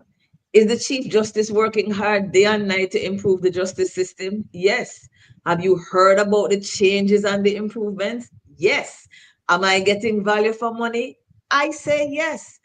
How can I compare that kind of hard work and heavy lifting and expertise to somebody who objectively is doing what? Whatever the government gives him to sign, he signs. You call that equal will? So And I don't think he's it's cutting fair. ribbon. And I cutting don't think ribbon. it's fair. Time to cut the ribbon. So, like, I have a question. Lachlan, I'm promising you, I just wrote it down. It's a wonderful question. One thing I can tell you about us here at JAMP, when we don't know, we say we don't know. But your question has now allowed me to go and discover something new. What I can tell you is that there have been 2 times already in the past when the government has signed an NDA and we were not able. This was under the Petrojam scandal. There was an NDA in terms of, if my memory serves me right, where there was a settlement between the government and somebody who was involved in the Petrojam scandal. When the Prime Minister was asked answers to the questions, the Prime Minister came in and told us, I can't say anything. We signed a non-disclosure agreement. Or rather, the Petrojam, my apologies, sorry, I'm very sorry, not the Prime Minister, but Petrojam had signed an NDA, so it could not be revealed. And the Prime Minister had said then, this should not happen again. So if it happens, I believe the courts would uphold that NDA, but the chief policymaker in Jamaica said it not will happen again. But I'll double check it will and get some more facts around it for Larkland, and I'll tell you so you can tell him next week, yeah? Okay, no problem.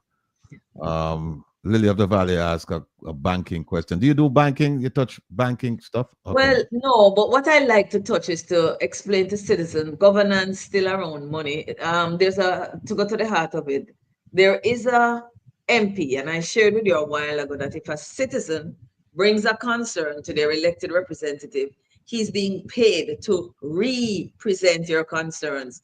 So MP Fitzjackson is not a part of the executive. So he submitted to the parliament, as any parliamentarian can, what you call a bill to have the government restrict the kind of charges that the banks are charging us. Well, I came back the other day from overseas and I stuck my card in the ATM out at airport, and a question came up I never saw before. So I clicked no, and the card, the transaction was canceled. I was like, what up? I put it back in, and the question, I read it properly this time, and it says, this is gonna cost you $50. Do you want to proceed? I said, I couldn't believe it. So the banks charge, when you go into the bank, because they want to encourage you to use the ATM and reduce their costs, so you don't come in the banking hall and, create more. And now, after, I remember I was in the bank at the time, ATMs came in 1991. So now after about 30 odd years, you now go to the ATM and they're going to charge you now for using the ATM. Yeah? So I went online, Lily of the Valley, and said, okay, I am not going to, as a matter of principle, $50 not going to broke me. Let me go online. When I went online, Will, it was more. So I said to myself, my God, you get juke everywhere. You have millions in the bank and you will only get something like $3,000 a month on the millions. I don't have millions in the bank, but JAMP has an account with some millions in the bank from our donor, the EU, big up to the EU.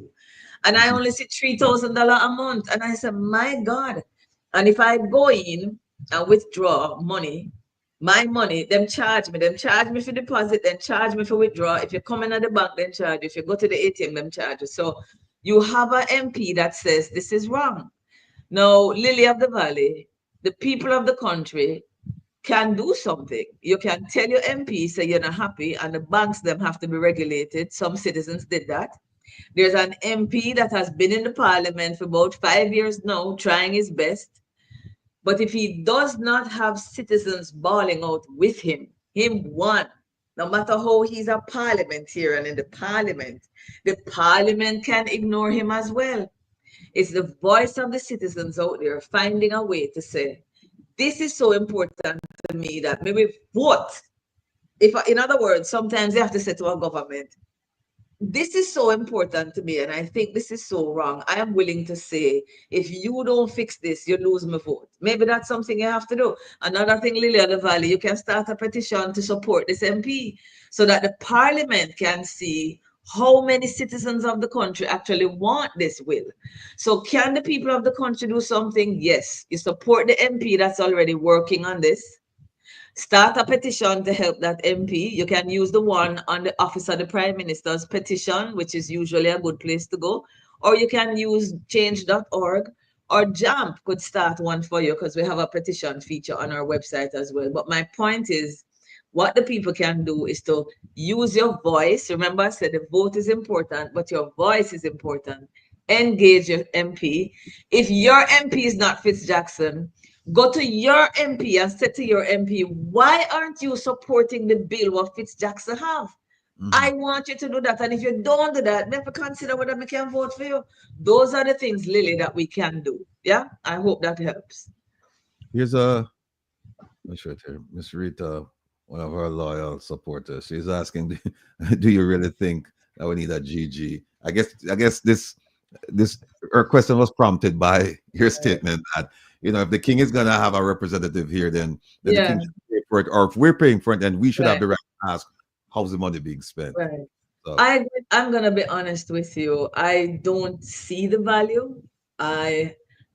My understanding is that there's only been one country in the world, Australia, in 1975, where the GG fired the prime minister.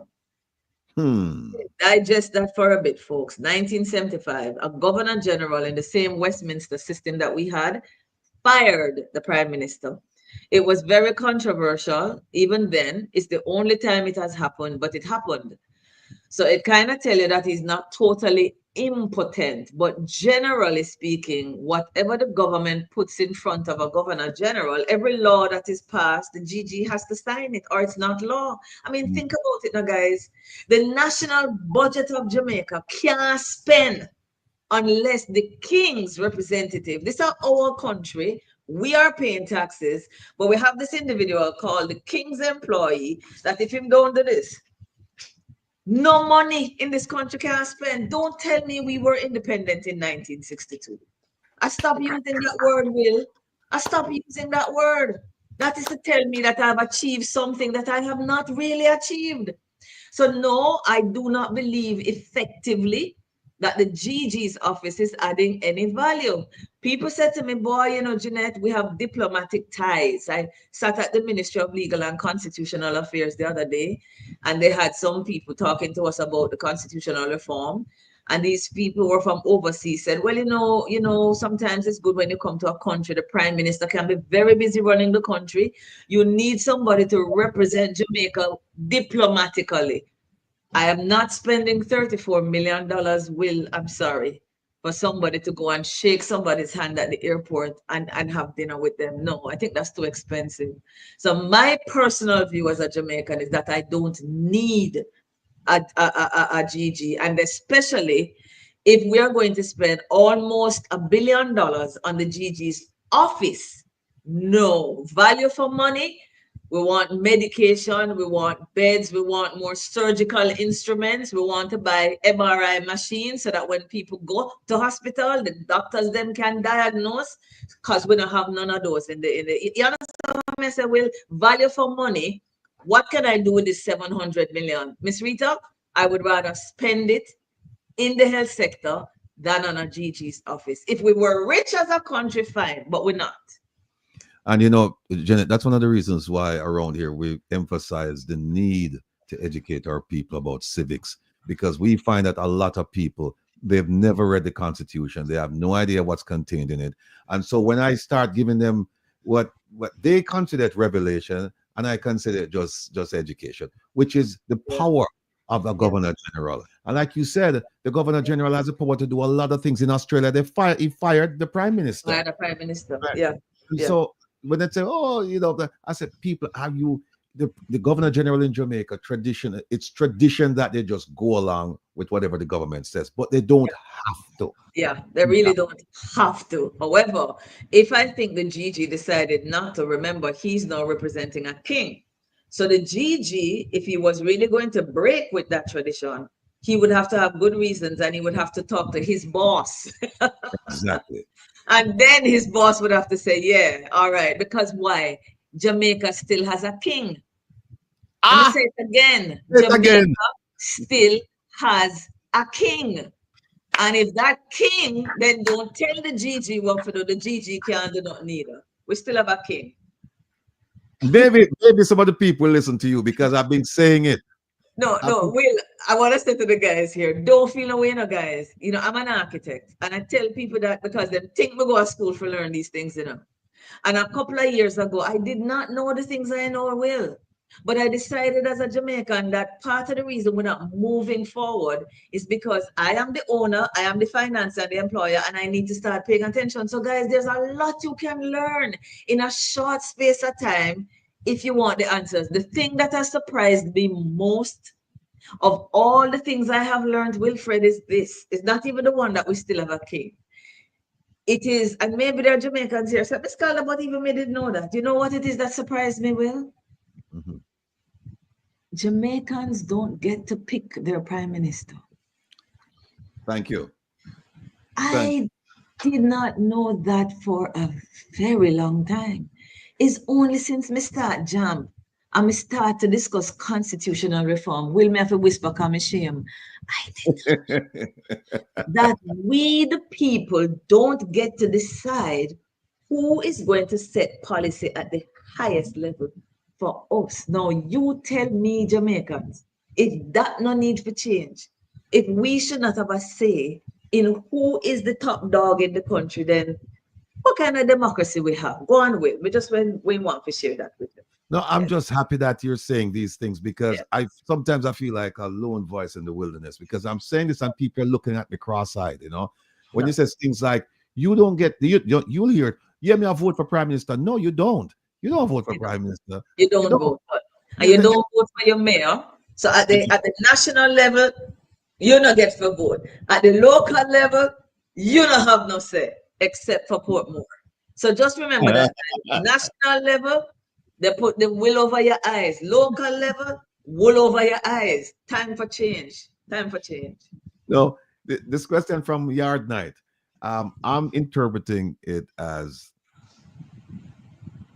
the independence of MPs, or do they just follow lockstep with what the party says? Because you know, when you look at, and I can speak fluently and fluidly about the American political scene, where you know someone who's a declared Democrat and who run under the Democratic banner doesn't necessarily have to vote with the Democratic Party. And you see it all the time. They'll vote, you know, with the Republicans, depending on what the issue is, because they subscribe to the mantra that all politics is local, and that no matter how much I support the national, what it comes down to is when I go back and say I want to be reelected, is the people in my district, and if I vote against their interest, I won't be around for long.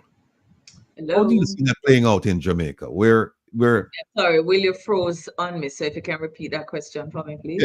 Yeah. I was the point I was trying to make is that you know, in America, for example, just because you're a Democrat in Congress doesn't mean that you'll always vote along the line. You'll always vote with the Democrats. Sometimes you vote with Republicans because they view all politics as being local, and so they look at it and they say, well, wait a minute, if I'm going to vote against, you know, my constituency, what chance do I have to go back and ask them to reelect, you know, for reelection? They won't. But in Jamaica, you tend to see that it's all along party lines. How do you? So, what I guess the question is, if you say to an MP that, listen, I would like you to do this private motion, right, and it's going against the political posture of the party, do you expect that that politician is going to submit that motion, or just ignore you? Well, I want to say that the person who has helped me to understand this is Gordon Robinson, who writes for the Gleaner. Gordon shared with me, and I want to share with the listeners why it is different in the UK. He was using the UK, but I'm sure it's the same principle in the US. And he said it has everything, Jeanette, to do with the size of the parliament. And let me tell you why. I don't know if our listeners know that our cabinet is bigger than the cabinet in the UK. No joke. I can't remember the population of the UK, but it's much more than it's much more than Jamaica. But our cabinet is bigger. The size of our cabinet presents several problems, which I won't go into right now, but it presents several problems for governance and several problems for the functioning of Parliament. One of which, Will, is this. The standing orders of the House says that a minister really should not be sitting on any parliamentary committee. And the reason for that is parliamentary committees are there to oversee government, right? So you can have a minister sitting down over decisions that the cabinet has made, because it's his decision too. So when we have 16 parliamentary committees, but when you have when you have like up to 32, and when you count the ministers, and then you have the ministers without portfolio, there's one time we had as much as almost 32 of them. Now, when you have so many forming the cabinet, you don't have enough left to serve on the parliamentary committees. You follow me? So sometimes we had ministers. Look, you know, see Delaware Chuck on some committees. It's a minister. It really shouldn't be there. So I'm saying that is a problem. But here is why it becomes a problem for the concern around voting. What Mr. Robinson has said, if you have a parliament that is 300 MPs, like England does, yeah, and you have a cabinet of, say, 30 people, it's less, but let's call it that. Wilfred, let's say you are in the parliament. Compare that to Jamaica, right, where there are what do you call it now, 63 of us, and about, say, 28 of us that are in the executive. So you have a parliament of 63. I think it's 49 the Jamaica Labour Party have. So you have 49 people that the prime minister can select for the honor of becoming a minister. And most politicians would want to be a cabinet minister. Your chances of being a cabinet minister in Jamaica is very high. If you think about it, there are 49 of you, and the prime minister needs to find 28. You have a good chance, Will, of becoming a cabinet minister, more than if you were in England, where out of 300, maybe you have 175 for the winning party, and he has to pick what? 28, 30 out of that.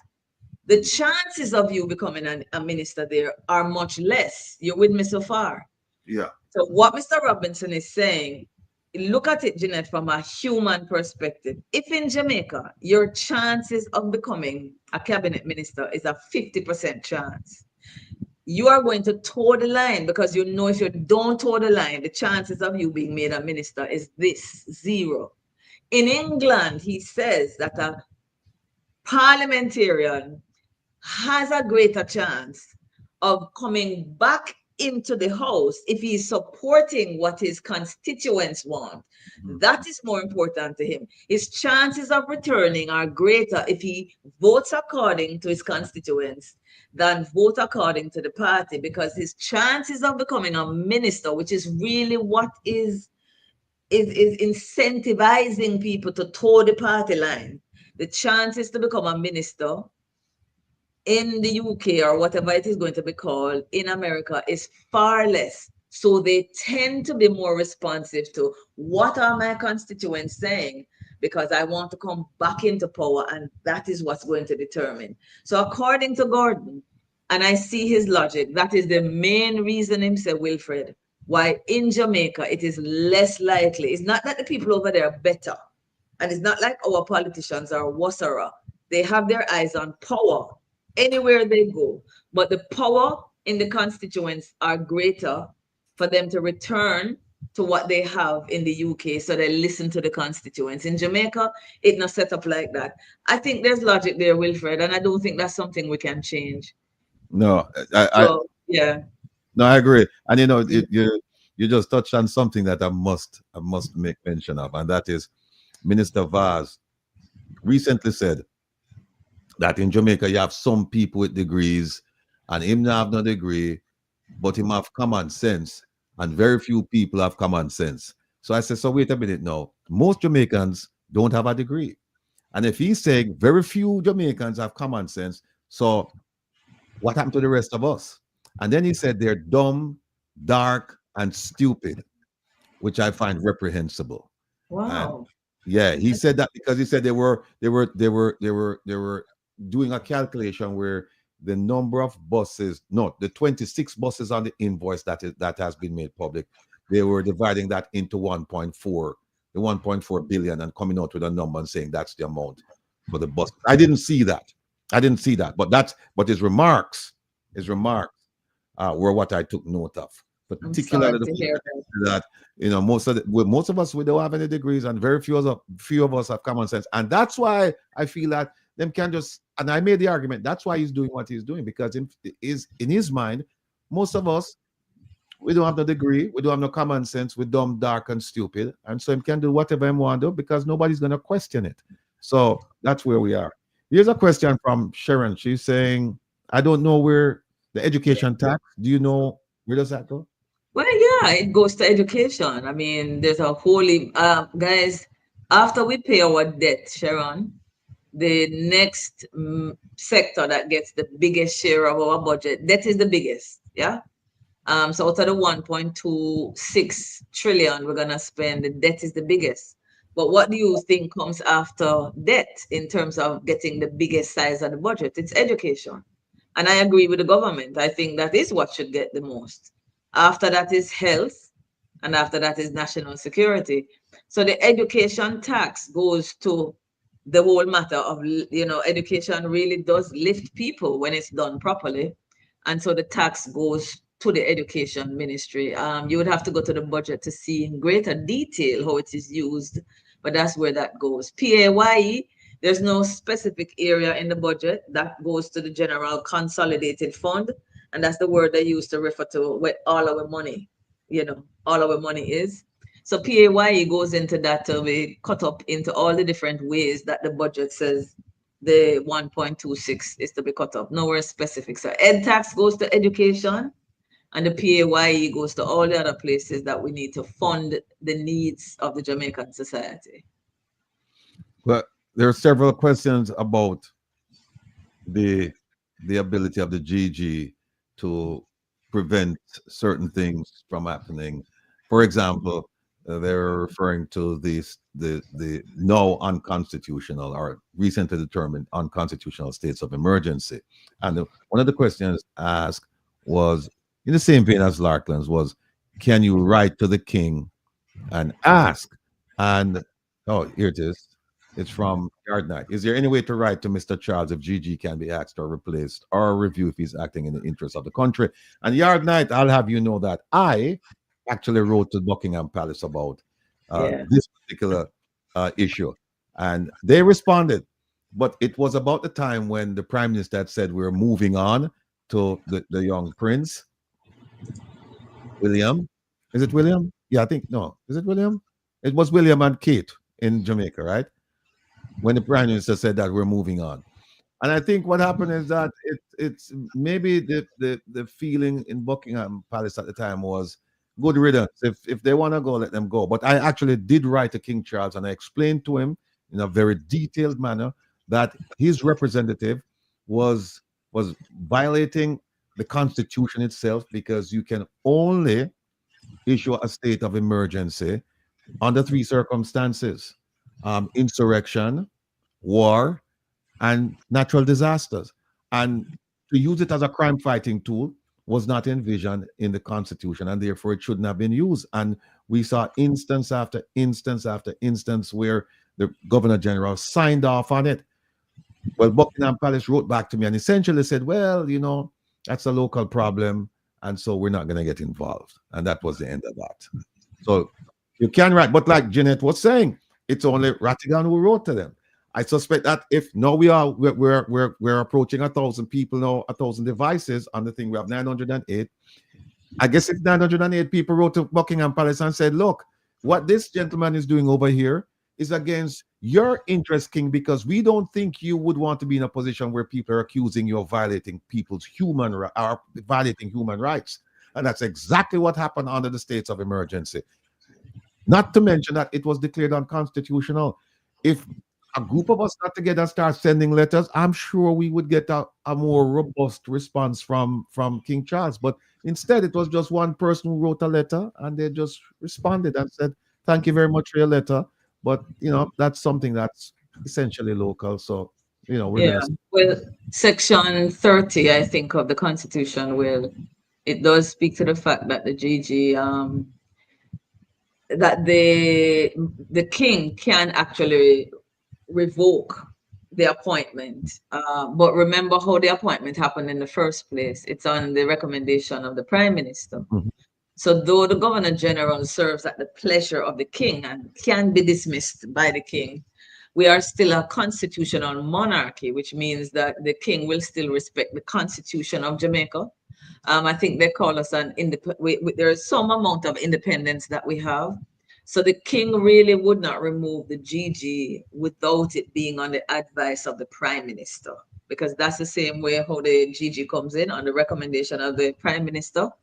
The legislation does not have anything like these are the reasons for which you could remove him. Like it doesn't say for misconduct or for whether him go crazy, because that's one of the ways in which you can remove an MP. If an MP goes insane, if an MP goes bankrupt, if an MP, for instance, has been sentenced for anything that the sentence lasts more than 12 months, you can remove an MP.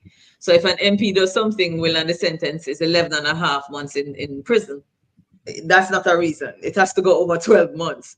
There isn't anything in the Constitution that outlines how the reasons for removing him, but he can be removed if the Prime Minister says to the king, we need to remove him, then the king would actually do so. That's it. But all that don't make no sense to me either, No, because the Prime Minister is the one who made the recommendation in the first place. Exactly. So he doesn't really He's serve up at on the pleasure of the king. He really serves at the pleasure of the Prime Minister. Let's just, that's how it really is. Does JAMP track government? Larkland, you see how Larkland go bust for me now. Larkland. I love all the questions you gave, Larkland. But remember I said earlier that we have 2 new trackers coming out. Well, this is exactly Larkland, what we will be tracking, but it will not be the manifesto performance. Years ago, I did that when I just started advocacy back in 2013. I can share a copy of it. But we're going further, Larkland. We have decided that if we are an accountability organization and it's about our money, think about it this way. If I give Will $1 million to go buy a car, which costs 750,000, Will's supposed to bring me back the car, bring me back the receipt, and bring me back my change because of my money, and I gave him to act on my behalf. So I believe, Will, if JAMP is really serious about looking at financial accountability, here we have $1.26 trillion a spend, and there's nothing in government, and not just in Jamaica, but there's nothing in government that tells us, all right, so at the end of the year, can I see what we got for our money? What is the change left over in the consolidated fund that's supposed to go back into the budget again next year? And tell us what you did. So JAMP says we're going to have to start tracking, Larkland, the performance of government, but not from the manifesto. Because to me, a manifesto is just a laundry list to get people to vote for you. It's not a serious document. I don't treat it that seriously. So though it's a good idea, I prefer that we focus on the factual things that government said they're going to do and can do. So what are we doing? At the end of the budget cycle, once the budget is approved, as you know, every minister comes to the parliament and does a sectoral presentation now, Will. And the sectoral presentation, as the name says, is dealing with the different sectors. What am I going to do in education? What am I going to do in health? National security. And the minister in the House of the People, which is what the parliament is, says, hear ye, hear ye. These are my flagship projects. And everybody go, right? So we have decided that whatever the government comes to us, these various ministers every year, And in their sectoral presentation, which is also documented, they highlight and said, this is what we're going to do in the next 12 months. Larkland, that's where we're going to start. So we are creating a tool that's going to track the flagship projects. And the reason why I like it is that, remember I say come after the budget, Will. So what it's saying is that the government have resources that they are dedicating. It should be able to happen. So we want to track at the end of the year if it happened. And think about this now, Larkland. In the next 5 years of JAMP, tracking government performance, when we get to an election, guys, listen to me carefully now. I believe this is what is going to help Jamaicans to pivot from just voting for a side, because now they will have over time a performance based on the facts about who is getting what done, and we can be able to vote objectively now on performance, Wilfred. So that's the idea, Larkland. And in another 2 months, well, put it this way, it is ready, but we thought it would be best to just wait until after the noise of election to launch it. So I'd be happy to come back and share it, Larkland, when it's done. Do you think Jamaica should get independent observers for the election? We do have independent observers. We still have CAFE who are seeking volunteers. I did it 1 year and I felt really good about it. So these are volunteer observers. You can get a stipend for the day, food and bus fare to go, but they don't pay you for your time. It's something you do out of civic duty, and your job, they train you, they do an online training, and they ensure that you're ready to go and observe to make sure that the things that's supposed to happen and the things that are not supposed to happen don't happen at a polling station on that day. And it's real-time observance. So while it is happening, Will, they are sending reports back to base, yeah? So that base can tell the Electoral Commission of Jamaica whether or not the polling station opened the right time, whether or not they saw that the ballots were closed and locked and what must happen to the keys happened. So CAFE, Citizens Action for Free and Fair Election, is the citizens group that helped to change Jamaica radically into the standard bearer that we have become for the election process. We also have from Washington people from it's a Jimmy Carter, I can't remember the name of this organization. The Carter Center, right. So we have the Carter Center and we have local observers, but we have grown and matured so much that the Carter Center actually said the other day, Jamaica, you're doing so good. Better we send our observers to other countries. So big up to Jamaica. Some things are improving. And let us be very clear though, guys. The day we start to take our eyes off the process is the day it starts to reverse. So never ever hear that we have improved and fall with hand. Even as a voter, when I go and stand in line, Will, I'm watching to see what is happening, because if I see an anomaly, my job is to report it. So we keep protecting the electoral process in Jamaica. Yeah. Yeah, we're winding down now, folks, and people. I'm very pleased with the interaction. Yeah, and interaction. Let me ask us. Let's go back a little bit to the Auditor General, but I'm looking at her now from a different perspective. Yeah. The Oversight Committee recently passed an amendment to remove the Auditor General from the Integrity Commission. Please give us your opinion on that matter. Well, the first good news is they have not passed. They have made a recommendation to the Parliament. That's very important. Yeah, because what that means is that it gives citizens an opportunity to do our job, which is to talk to our employees in Parliament and say, no, sir, I know that we want. So my opinion on it was very clear. I wrote an article on it that really set out, here are the arguments that our parliamentarians who voted for it said. And I shared with the Jamaican people why every single one of those arguments had no basis in law, wasn't factual, wasn't true. And so it was very concerning to me, Wilfred, that, things were being said as a basis for them to have a vote to remove her, that when you really explore what they have said, there was no truth to any of the statements, not one. So JAMP wrote an article in the paper in June to explain to the people of Jamaica that, look, we're not saying you can't come up with a good argument. We don't see one. And the arguments that the government members provided had no basis in fact whatsoever.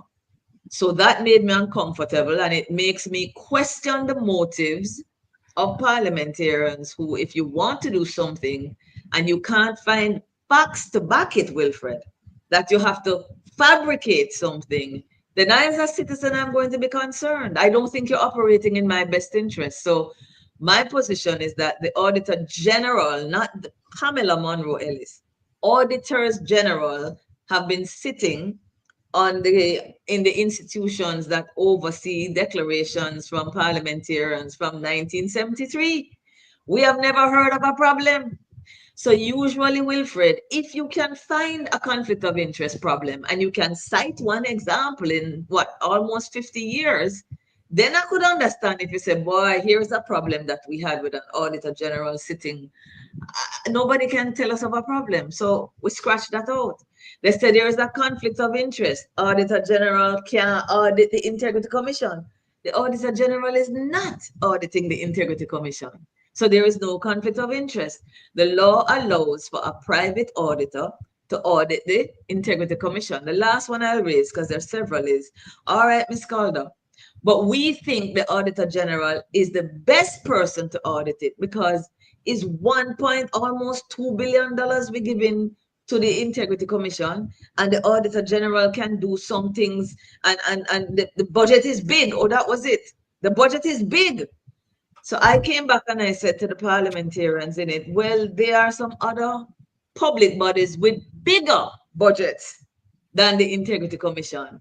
And yet the law says that those public bodies can be audited by a private auditor. You following me, Will? Mm-hmm. Ports Authority budget is bigger than the Integrity Commission. NHT budget is bigger than the Integrity Commission. So if the Parliament is going to come to us and say, since the Integrity Commission budget big, then the Auditor General have to do it, then what the Parliament should come to the people of Jamaica and say is, for all budgets over $1.5 billion, the Auditor General has to audit it. You understand, Will? You can't just pick on the Integrity Commission, because that not make no sense. So I pointed that out as well. So that's what I mean. Every argument that the parliamentarians gave, I don't see any basis for it. And what I can say to the people of Jamaica is this: an Auditor General comes with very special skills. An Auditor General audits what? Every single government agency. That's a lot of knowledge about the whole landscape of finance, public finance in Jamaica. That's high-level thinking about the problem. The other thing is the Auditor Generals come with a lot of institutional knowledge about the practice of assessing statutory declarations. They've been doing it since 1973.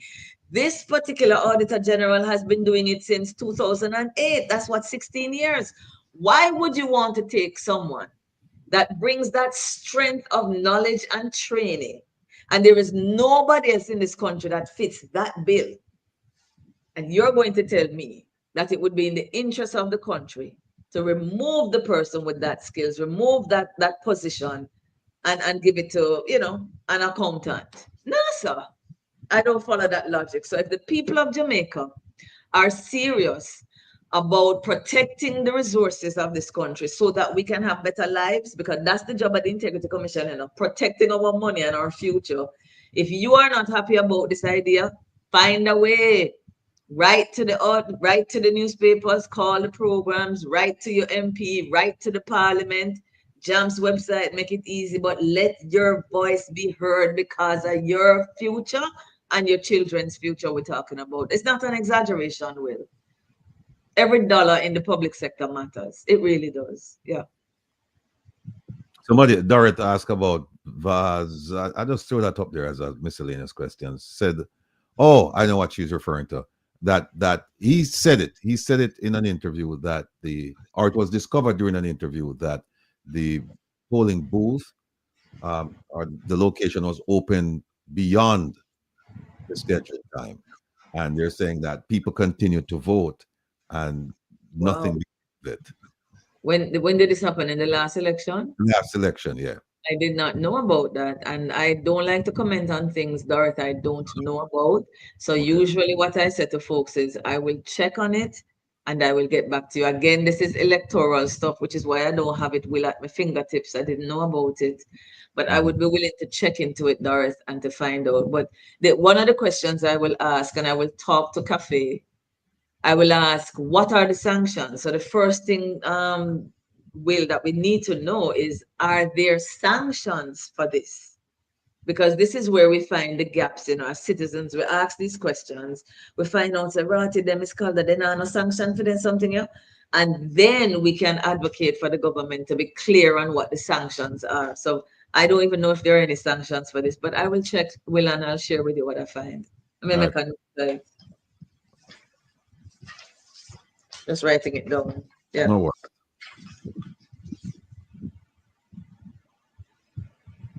So it closed after the time that it was supposed to close. Yeah. Mm-hmm. All right. That sounds like it. I have one more question, unless anybody else have questions in the chat. Okay. Jeanette has been very gracious with her time. The illicit enrichment of the prime minister. Now that has to do with money. Where does JAMP get involved in this beyond just issuing a public statement saying that, you know, this is not good for the country, or prime minister should give it careful thought? Do you get involved with this? Because it's, when they say illicit enrichment, they're speaking of his personal funds. They're not talking about him plundering public coffers. They're saying, look, based on his salary, we don't see his salary being commensurate with his lifestyle. He's living a lifestyle that his salary can't support, and he can't explain it. How far is JAMP willing to enter into that fray beyond a public statement? Well, I will start off by saying to you that I don't know. There are things that we can speculate about. Jeanette as a citizen can speculate. JAMP as an organization will not. So Okay. I've always said to people, understand the difference. And number two, we come out and we will press and push for accountability when we get the facts. Anything before the facts is problematic. You know, it's really, there's a fairness to this thing about hanging somebody without the facts. Now, I'll say two things on that.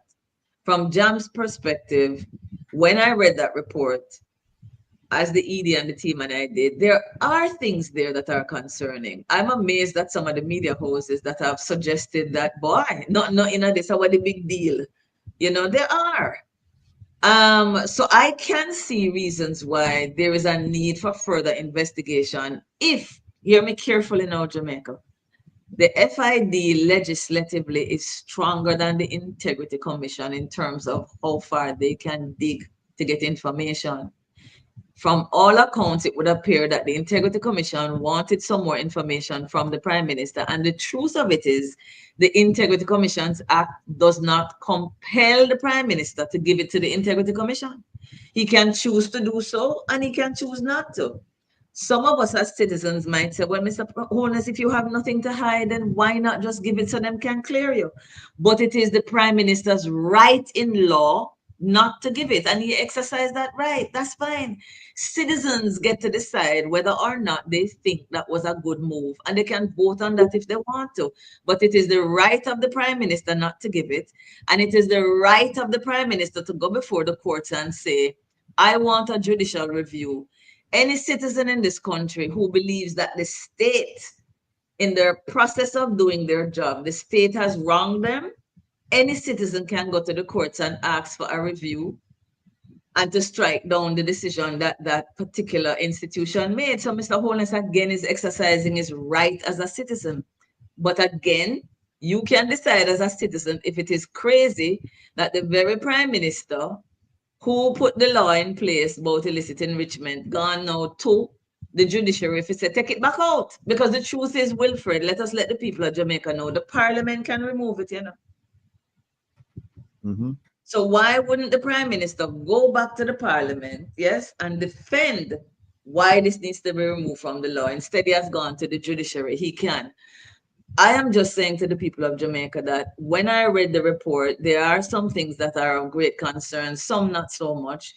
And if the Financial Investigation Division does have legislative power to dig deeper and further so that we can either clear Mr. Holness and move on, or Mr. Holness can be put before the court to answer some questions, then I am 100% in support of the FID doing its job. And until we have the facts, Will, I don't have anything to say on that. However, the question that we can also ask is it really good governance, whether you're innocent or you're guilty, to have your prime minister facing these accusations and what it really does to the country and its reputation, to know you have these allegations and you still put yourself up again for to lead the party. Yeah. Jeanette speaking, not JAMP, Jeanette speaking, I wouldn't do that. I would say life is unfair, and it is, Wilfred. But if the day would come when somebody raise a rumor about me at JAMP and the people of Jamaica believe it and I lose credibility, I would step down and say JAMP is bigger and more important than what? Than my personal reputation. That's what I would do. My father would say, I raised you right. But people get to choose. Mr. Holness has decided he's going forward. Jamaica gets to decide whether he's innocent, I believe it, so he should continue, or no, that is not good governance. I make a decision on it. That's all I can say. Or as they say in America, I'm stepping down to spend more time with my family. Well, if Mr. Holness decided to step down, I would want him to say, I love this country so much that even though I know I'm innocent, I see where my personal interests are to be subjugated to the nation. And so I am stepping down because though this is not right, guys, and I will be vindicated, I will come back when I'm vindicated, but for now, in the best interest of the country, I would be so impressed. So I hope he doesn't say it's in the interest to go spend time with my family. Yeah, that's what they say over here. But Bolo is asking, can we get the name or link of the article with that Jeanette? Yes, I would be happy to, because it gives more details. Can you Yeah. throw it in the link, please? Yeah. Oh yeah, man. Okay. It's actually called Breaking What Isn't Broken, the flawed case. Boy, thank you. Cause that make it, you will find it quicker than me. Okay. Are there any others? Yeah, Ransford McLean, he says it's a statement, but I think there's a question there regarding the Nolan principles, where the Prime Minister asked the Integrity Commission for training on corruption, and he received, not only he received it, but the cabinet received it, and then they refused to sign the Nolan principles, saying we abide by these principles. And question I think Ranford is asking, should they be allowed to participate in the general election as a result of that? And I think that's another one that we has to take ownership over as owners, financiers, and employers. Absolutely. That's at this point, I think the Advocates Network is actually sending out an open letter to Jamaicans to send to their MPs. And the letter actually asks some questions. Are you prepared as my MP to sign off? Oh, yes, that's right. Mm-hmm. Yes. And I think that was a good thing. You're my MP. I think you should be able to say, I am going to operate in integrity. I'm going to operate in good ethics. And if you can't sign off on that, that bothers me. So the Advocates Network is encouraging citizens to send this letter to their MP and to ask them, will you sign or will you not? Indicating to the MP that I am thinking about my vote. These things are of value to me in terms of how we are governed. I want to know if you're going to be one of them prepared to sign it. So I think that's a good thing to do pre-election. Yeah. Mm-hmm. Well, look, folks, I don't see any more questions, and I just want to thank all 907 devices. Yes, can I just add for Ransford? I'm making a note of this, because when people say and when people ask if constitutional reform, if it will make a difference, this very question that you have here, Ransford, should become a constitutional requirement. So it's not a pia question you're asking here.